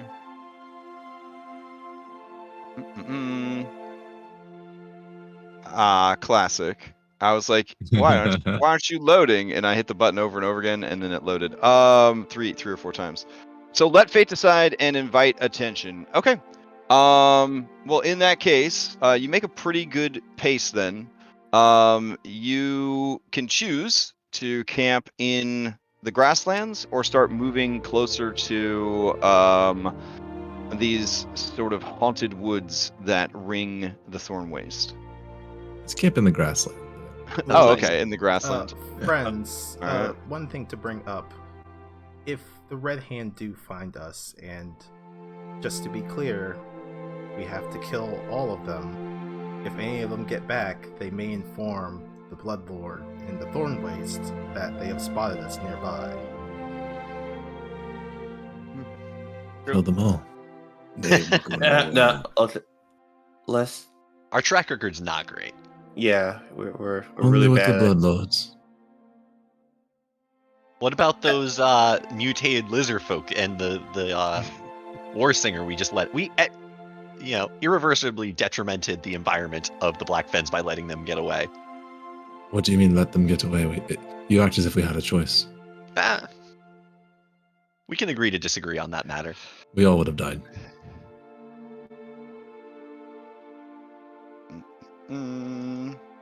All right. As you guys are settling in for the evening, in the waning light of the setting sun filtering through the western mountains, you guys come across a patrol, and the patrol comes across you. So let me go ahead and get that loaded up for you guys. You see a big loading message as I am having to dig out the map. There's a little chippy avatar Jert just running across the loading screen at the bottom. Yeah. Oh, Chibi Jert. Lovely. Yeah. Occasionally he jumps when it makes a big leap of progress. There's like a little hill that comes across, and he jumps over it like Mario. Jesus Christ, man. To represent him jumping over mountains. I think if at any point Layla guides us, Layla's just holding her head with a headache. Just like slowly walking forward. And like there's that little like frustration thing that like pulses every time it like loads a little bit, and it gets bigger towards it gets to the end, you know? Dalen will be running, falling over, picking himself back up, and running again. All right. Let me grab you guys and put you over on this map. Actually, always trying to keep up with my stubby little legs. Aw. They are so And then stubby. You'll see a chibi Claude with Orion in his mouth. Oh, Well, unfortunately, Man, that one's not happening anymore. That would have happened previously, yes. yeah, but that's for our future crossover mini series. So we don't want to talk about that too much. Yeah. Crossover Monster miniseries. Hunter Orion crossover series. All right. Guy will be let's- playing a flute. Rager would do the dry bones animations whenever they. Beautiful. Fall down, rattle, come back up, keep walking. Yeah, come back up in the big version and then fly over to the end. Yeah. All right, and then we're gonna make it look like it's sunset. That'll be nice. You know, I was thinking two things. Orion one not wanting to come to the Thornwastes, but also I feel like once the bow had learned that there was hill giants over in Red Rock, it was probably pulling him in that direction anyway. Like, oh, I can fight giants? Sign me the fuck up. We should have given you money to buy diamonds while you're in society. Oh well. Just don't die. Jeez. I've already Yeah, just don't done die. that Just twice. don't die. Hold on. Would Orion go disguise? I mean, because don't the Red Hand know what he looks like? Yeah. Okay. Just making sure. Would he go in disguise? I want- Probably not. He's got a. Well, hold on. Oh. How can he have a disguise when he has a pumpkin stuck on his head? That's true. Oh my God. So yeah, I'm not so, gonna yeah. lie. By putting a bigger pumpkin. Well, I guess this would be like, you know, a One Piece question. Like, when did they make these wanted posters? Was it like, you know, before? Was this like when they saw his face the first time around, or Like at the bridge? Yeah. These are great questions you are asking. Great questions indeed. Don't forget to have Orion make the wisdom save to get the pumpkin off his head. You know what? I feel like he's probably just gonna keep it on and nickname God. himself the Pumpkin Raider, as he just goes around slaughtering Red Hand on his Cool. way to Red Rock. You can establish a myth. If you see a pumpkin, Big question. during the night, run. Okay, and then the last thing that we need is beautiful. Alrighty. I'll bring you over to the map.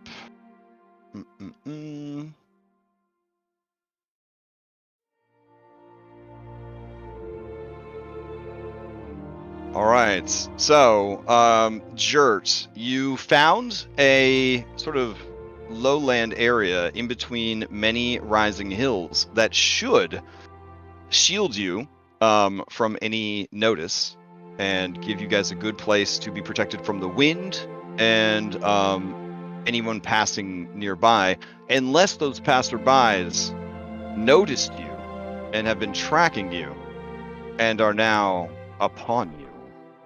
Dun dun dun. And so you hear the earth shake and you hear the draconic scream of a wyvern. Yeah, for a moment, Jert, the hair stands up in the back of his neck, and he's like, "But," and then he hears the wyvern scream, and then he sighs a little bit in relief. All right, I will go ahead and roll everybody into initiative here. Fuck There's yeah. quite a Nice. few everybody's here, but Alright, not for so- long. I'm hoping. All right. We gotta kill that wyvern like ASAP. So whatever, because that'll escape and then you'll be fucked. So whatever resources you've used, you have not had a chance to get back yet. So any resources that were used on your skill challenges would still be missing in action. Of course, in the actual initiative, I roll really bad. I'm so Aw. mad. I won initiative for the first time or second Oh, time I wow. think this whole campaign, and it was out of combat. Oh God.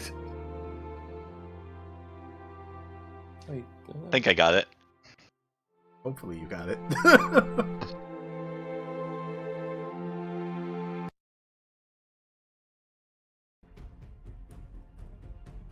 I just found out that we're playing Celesta from 5 p.m. until probably 1 or 2 in the morning. Why?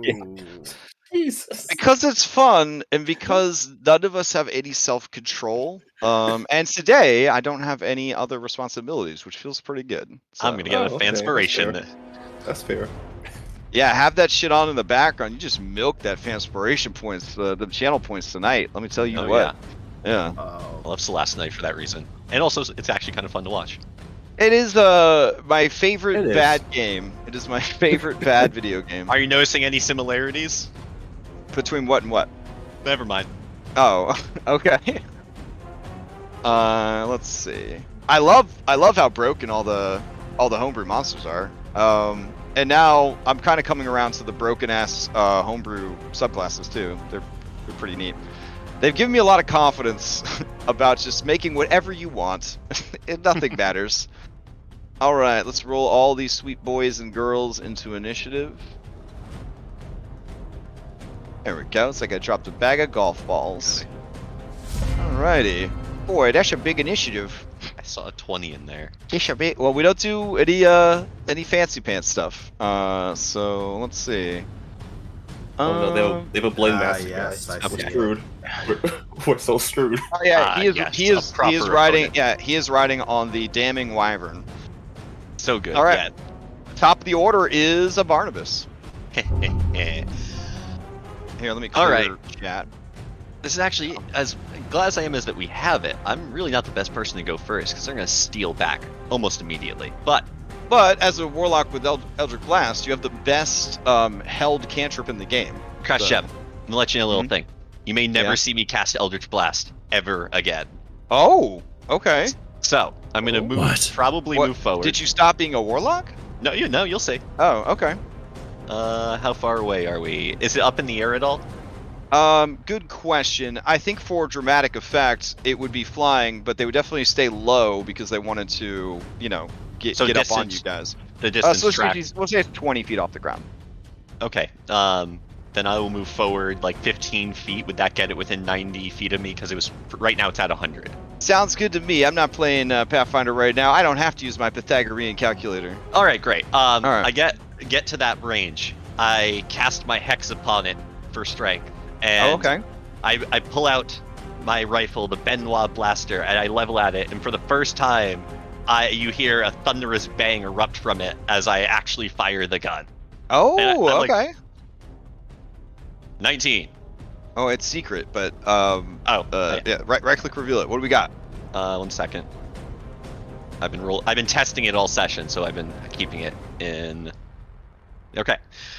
That is currently 11 damage with the fire, because I equipped the fire rune to it. And then I have in that gun incendiary ammo for an extra d6, and then I have Oh. hex damage for an extra d6, Beautiful. and Genie's Wrath for an extra 3 damage. Beautiful. And that is all of my attacking. See, that's 11, 13, 17, 20 damage. And then I will move back 15 feet. All right. Or the- Seeing this this small wizard hold out his wand and fire a firebolt at him. The unfocused blade master allows the wyvern to take the hit. All right. It does not. The wyvern does not seem to have any resistances to the damages that were dealt to it. Excellent. Okay. And see, I would pass, but they're gonna steal. Oh, for sure they're gonna steal. All right.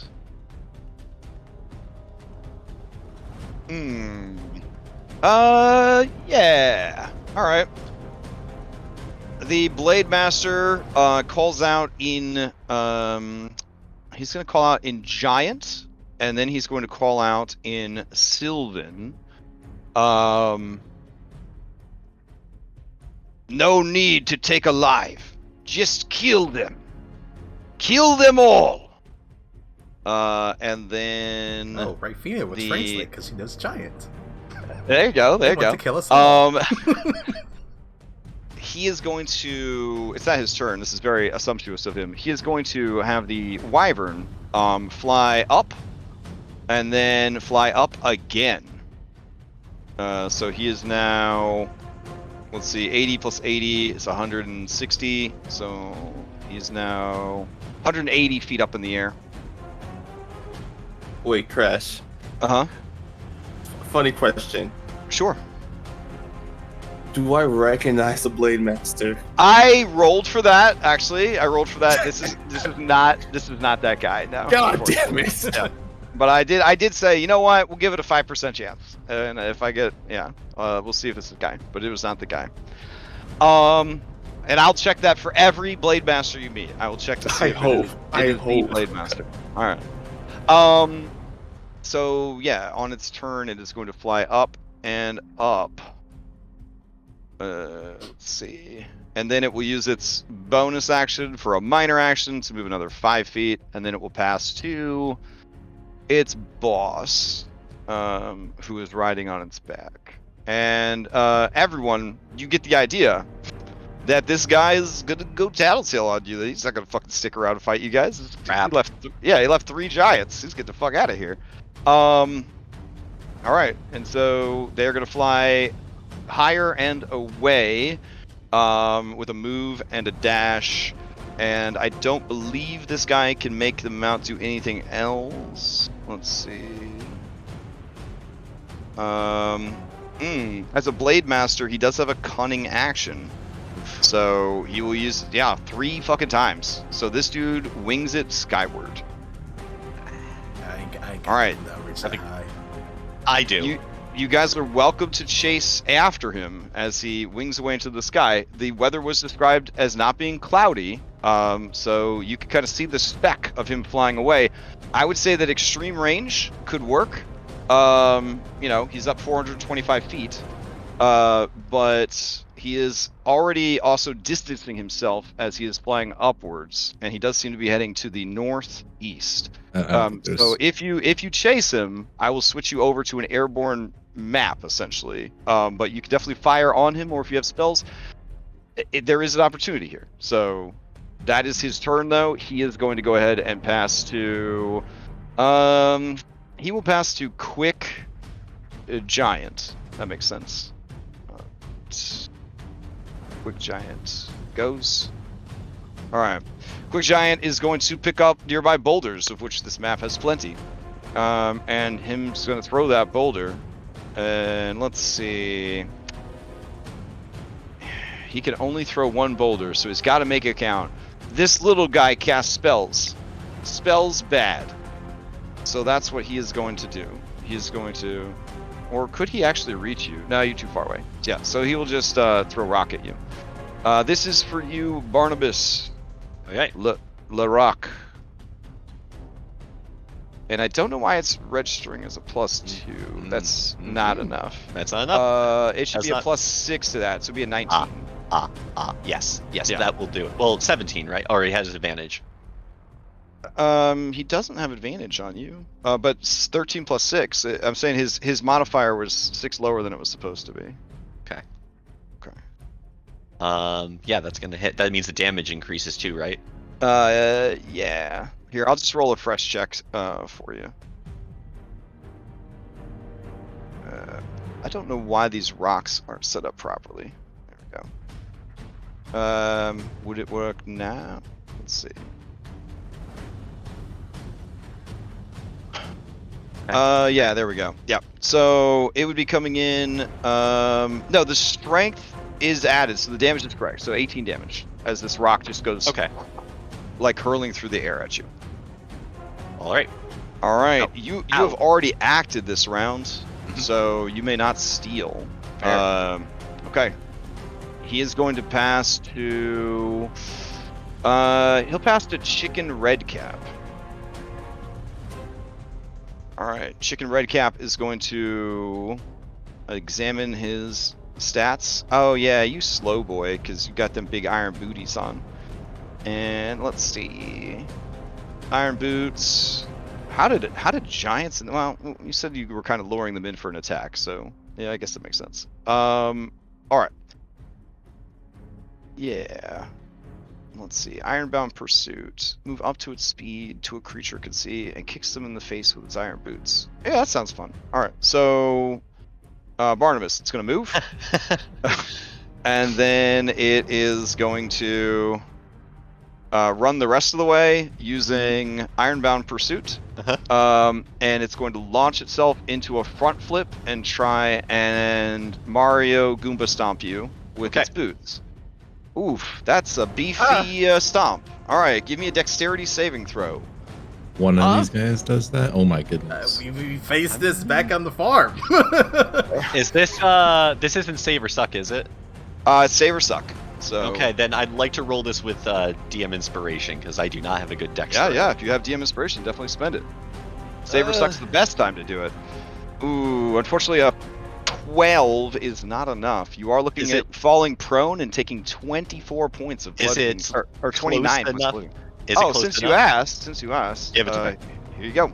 Ah! All right, so as he front flips towards you, some mud and dirt or debris from his boot goes just right in your eye, just right in the cornea, and you are blinded. You stagger back, and you feel the wind that is the boots passing by your face as they stomp into the ground in front of you. All right, he is then with his bonus action. Let's see, going to try and do a seize on you. So give me a strength or dexterity to avoid him grabbing you with his free hand. Dexterity. Let's see. That's a save.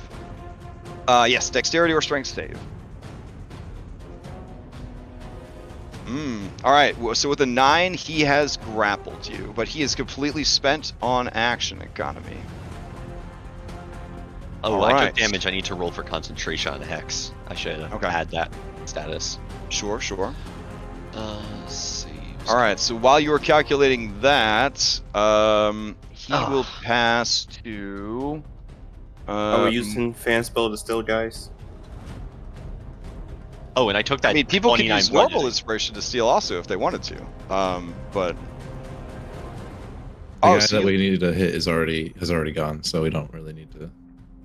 Okay. Yeah, but I also don't see us like being able to do anything about him. So I'm referring to the things we have to deal with in front of us. They're still far enough. I don't know if it's worth it. I would save it for somebody who's like Now, your location on the map is not indicative of where you are going, as far as I'm concerned, right? They found you in this particular area. Places that you would likely go would be the Southern Kingdoms, because you've been whooped and you want to leave. The Hammerfast holds, but also perhaps you're foolish enough to try to go to the nearby Thornwastes. So running it through your head, those would probably be the 3 places that they think that you are going. Or maybe they think you're coming from the south and heading north, but depends on how much intel they've gotten in the past, 5 days since the shit went down at the Ruins of Rest. All right. So let's see. This guy's gonna pass to Icky. All right. Icky is just going to rush forward, and then he'll use his bonus action to just take to move 5 feet. I look desperately to my allies. Okay. He will pass to Pastoral. Pastoral is going to move 50 feet. And then another 5 feet, and that'll be his turn. Incomplete is going to stomp into battle. Moving there and there with his turn. Let's see. Apprehensive, not really feeling it. Apprehensive is going to try and move around this way. There we go. And let's see. Bamboozled. Bamboozled will just kind of move towards the fighting. There we go. And then, let's see, Vanishing Hill Giant they will pass to. And Vanishing Hill Giant is going to move up a little bit to here, grab nearby rocks, and just start chucking them. They will go ahead, seeing that you have a dragon. That's a pretty cool thing. They're gonna throw them at this this dragon creature right here. All right, so let's see.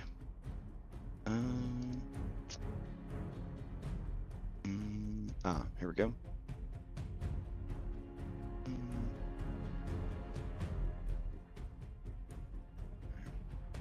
And throw. So 17 against your mount, Rajar. You just what? He is dead. Oh, he's dead. Oh shit. Okay. Greater Steed has So only got like 1 hit point or something, right? No, he's a full fine steed, but even the tops have like 19 health. yeah, they don't scale the mounts too well. Any hit on a mount or a summon is better than us getting hit. So take it. Fair enough. The rock crashes into his side and tears through him. As his body is torn asunder, it turns into magical ectoplasmic goo, and you sort of drop from the saddle. I believe that's an athletics check to avoid falling prone, or acrobatics. I'm trying to remember which one it is for mounted combat. I don't want to look it up, so just either one works. I think it's only a DC 10 to prevent falling prone.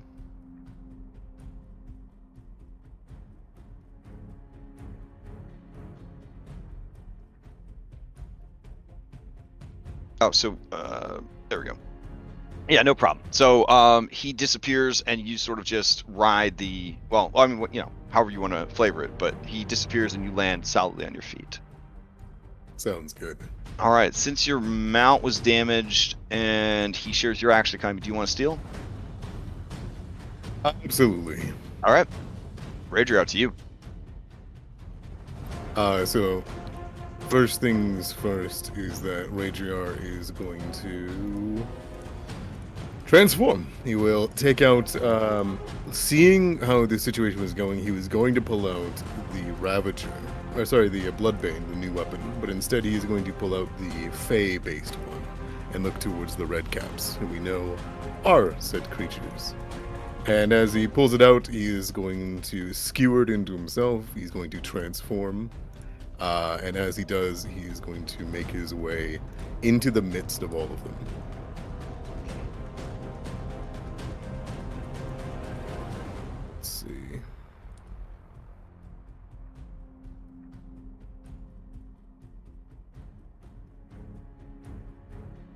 And he is going to let out a roar and clang his new arm against the side of himself.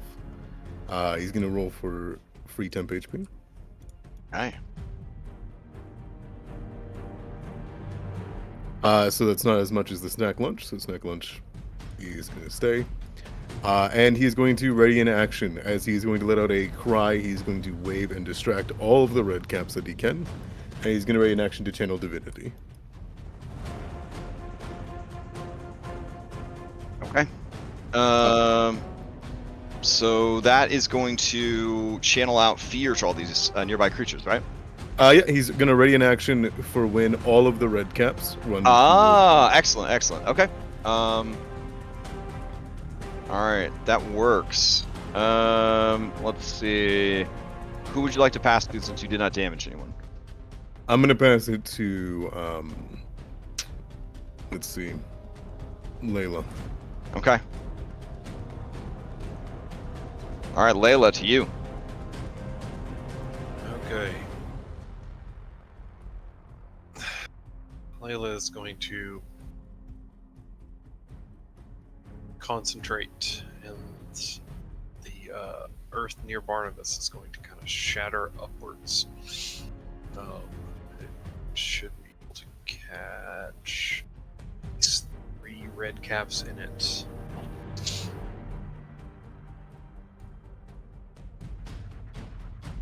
Okay. And as the earth kind of shatters upwards, she's going to kind of jump back kind of to this rock, and kind of take on, a translucent starry form with the figure behind her kind of holding a continual star-filled chalice. Right. I'm going to go ahead and make their dex saves, starting top and then left to right. Here we go. Oh, I did not mean to roll it twice. Oh no, too many saves. Ah! Alright, let me get rid of these second set. Go. Alright, these creatures do not have any magic resistance, but they rolled pretty damn good. 20, a 17, and a natty 20 for a boon on bottom right chicken. So chicken, If you did not need a hit die, choose one of the following: recover hit points or gain well rested. Okay. Well, I mean, he's about to take hit points damage, so we'll see what happens. This is saved for half, correct? Yes, save for All right. half, and the ground there stays difficult terrain. Okay. Then we will leave the template on the map. They all take half damage. And then, I'm gonna just say that he'll take well rested because he made the save before he took the damage. It's fine. So, a well rested red cap. He doesn't even know what that feels like. It's incredible. Okay. None of them can steal. What else would you like to do? Let's see, the bonus action to transform into Chalice. We're gonna pass it over to Rafina. All right, over to Ray. Fina, you're up. That was exactly the same thing I was thinking of doing. Rafina will, in tandem, also cast Erupting Earth.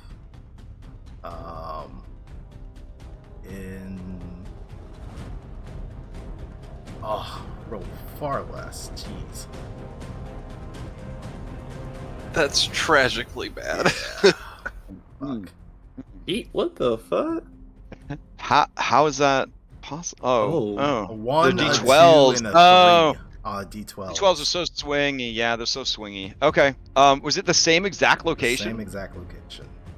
Okay. Man. So is it super difficult terrain now? Is it just like churned earth? Now we could actually plant crops here because you guys have so thoroughly tilled the 4 earth. feet per foot. Oh shit! All right, here come their deck saves. Top to bottom, left to right. We are looking at 1 success and 2 failures. All right. Not a great showing. I mean, when it comes to D12s, it is what it is. You can't, you're it's a slot machine. Yeah. Bonus action, she will cast Shillelagh on her staff. Let's have that ready. But yeah, it's not actually doing damage, just getting the weapon ready. And we'll take a couple of steps back. Alright, then going to pass to let's get this boy raging, pass it Jert. Alright, play passes to Jert. Oh boy. Alright, well, he is, even if I far shot stance, out of my long range. So there's nothing I can do about that guy. So Jert watches Barnabas step forward and has instant flashbacks to when Layla stepped forward and fired at Gomek before anybody else could do anything. And he goes, Barnabas, wait! And sees him get nearly killed by all of these red caps. He's gonna, as a bonus action, take a deep breath as the blood begins to pump faster through his veins, and he's gonna activate a rage. Pipe, okay. Bam. Alright. And then we're just gonna storm in here. And can I forego one of my attacks to manhandle Barnabas and move him behind me? Yeah, you could grapple Barnabas. Yep, okay, as one of your attacks.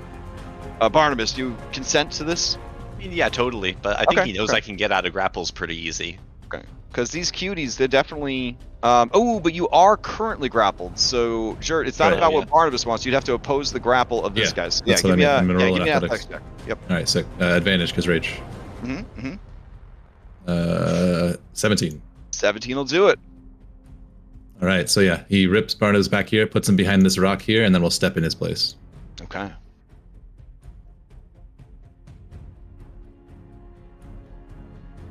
And once he takes Barnabas' square, he will then use the last 2 of his attacks to attack this guy in front. Okay. And we'll be reckless. So Barnabas moving back to here. Yeah, just back 5 feet, and then I'm gonna step right here. Thanks, Jert. He just glares down at you, grips Fair. his weapons, says nothing, and goes to swing. Mistakes were made. The tension, the drama. That's a crit. Ooh, okay. Oh man, holy shit. All right, this is the icky one to the north. Yeah. Okay. He has no resistance to these attacks. These are either of these cold iron? I just see silver. No, and... one. Okay. They're both magical. One's also silver. Okay. Okay, so one swing almost kills him. Second swing, he's donezo's. Sweet. Yeah, so Jurt chops the axe into his shoulder, stabs him through the chest with the sword, pulls them both weapons out, and then roars at this other redcap. All right. That's going to be it for me. I think Thanlin's the only one left. Yeah, sorry, I missed clicking on Rafina. Yep, so Thanlin's left and a couple of bad guys. Do you guys want to have the bad guys go first so Thanlin can end, or Thanlin, are you going to hurt one of them? I'm probably gonna end up hurting one of them. Okay, then you should just go first. Yeah, because if Okay. they hurt one of us, then we can steal off that. Then we'll take a step forward over here. Run up. Right Stay here. close. Okay, he's going to pull out his longsword, now magical, thanks to Barnabas. Mm-hmm. And their Fey. It's a cold iron weapon. They'll attack Nice, twice. nice. Ooh, that's a big hit. 15 slashing and 3 more points for a He is total of blood. 18. It is bloodied. Second attack. And it is dead. Alright. As a bonus action, he's going to use where is it? Well, Real I quick before I forget, Chicken Redcap is going to, as a reaction, soak his cap in the blood of his fallen ally. Alright. Continue. okay. Yeah, to get a little temp HP. Okay, I forgot. Before I activate that maneuver, could I item interaction switch the longsword into hand axe mode? If you have the action economy for it, sure. Alright. Or did you already attack with it, is the question. Yeah, I did. That's what I'm asking. Oh, okay. I'm gonna say no because we've already processed those attacks. Okay, so I can't use Quick Toss then. Whoa. We'll see. As a bonus action, you expend one superiority die and make a ranged attack with a weapon that has the thrown property. Yeah, you were benefiting from the other stuff first, so I'm gonna say that you can't throw the bonus action in there in the middle of the 3 attacks. You know what? Just fucking do it. That's I was fine. gonna say he made alright, his just go for it. action to make the 2 attacks, okay. and then that Alright. ended. He'll aim at the one right next to Jerk. Okay. Yeah, that's also going to hit. He is glad that he just got the temp HP because that's a beefy fucking hit. Alright, he is bloodied. Alright. He's then going to pass to he's going to pass to Energizing Hill Giant. Alright. Let's see. Play passes to Energizing Hill Giant. Alright. Let's see. Energizing Hill Giant. He just sees there's a lot of people there. A lot of people killing people. I'll just randomly determine who he attacks. Hold on. 1, 2, 3, 4.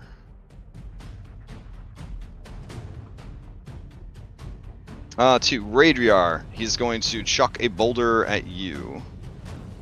Fun. Here we go.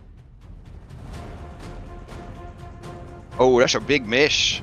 Alright, so the boulder comes hurtling through the air and just lands behind you and then bounces between Layla and Rafina and just tumbles away, leaving a big dent in the grassy earth.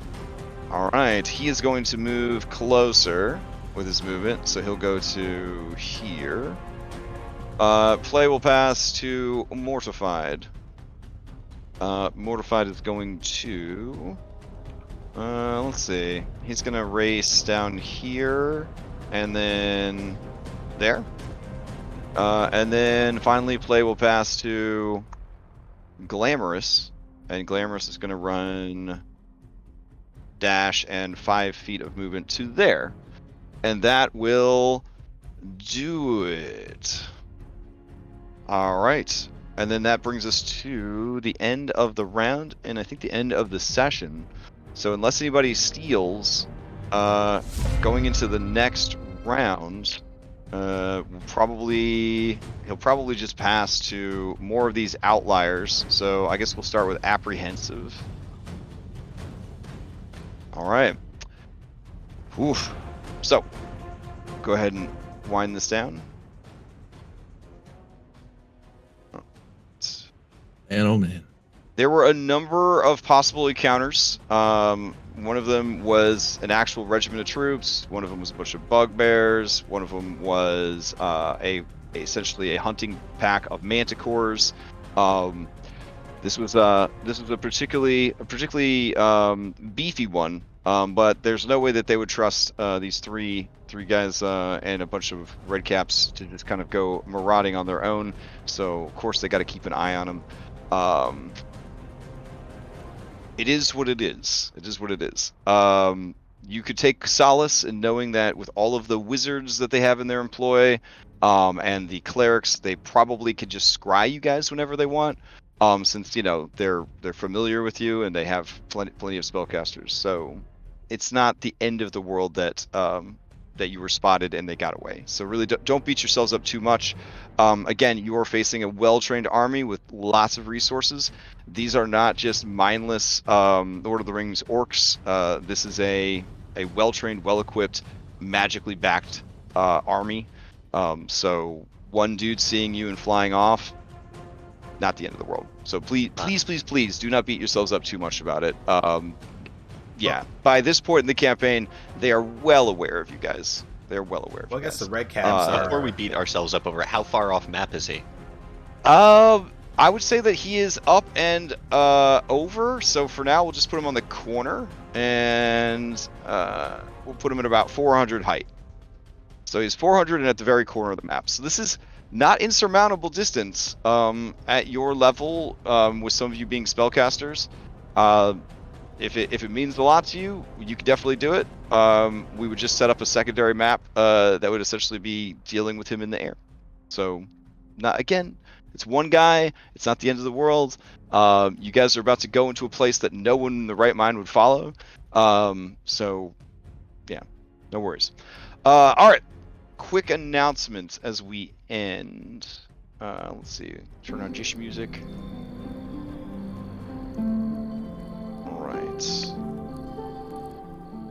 So tonight from 5 to whenevs, we're going to play a bunch of Solasta, so you're welcome to hang out with us on Twitch while we do that.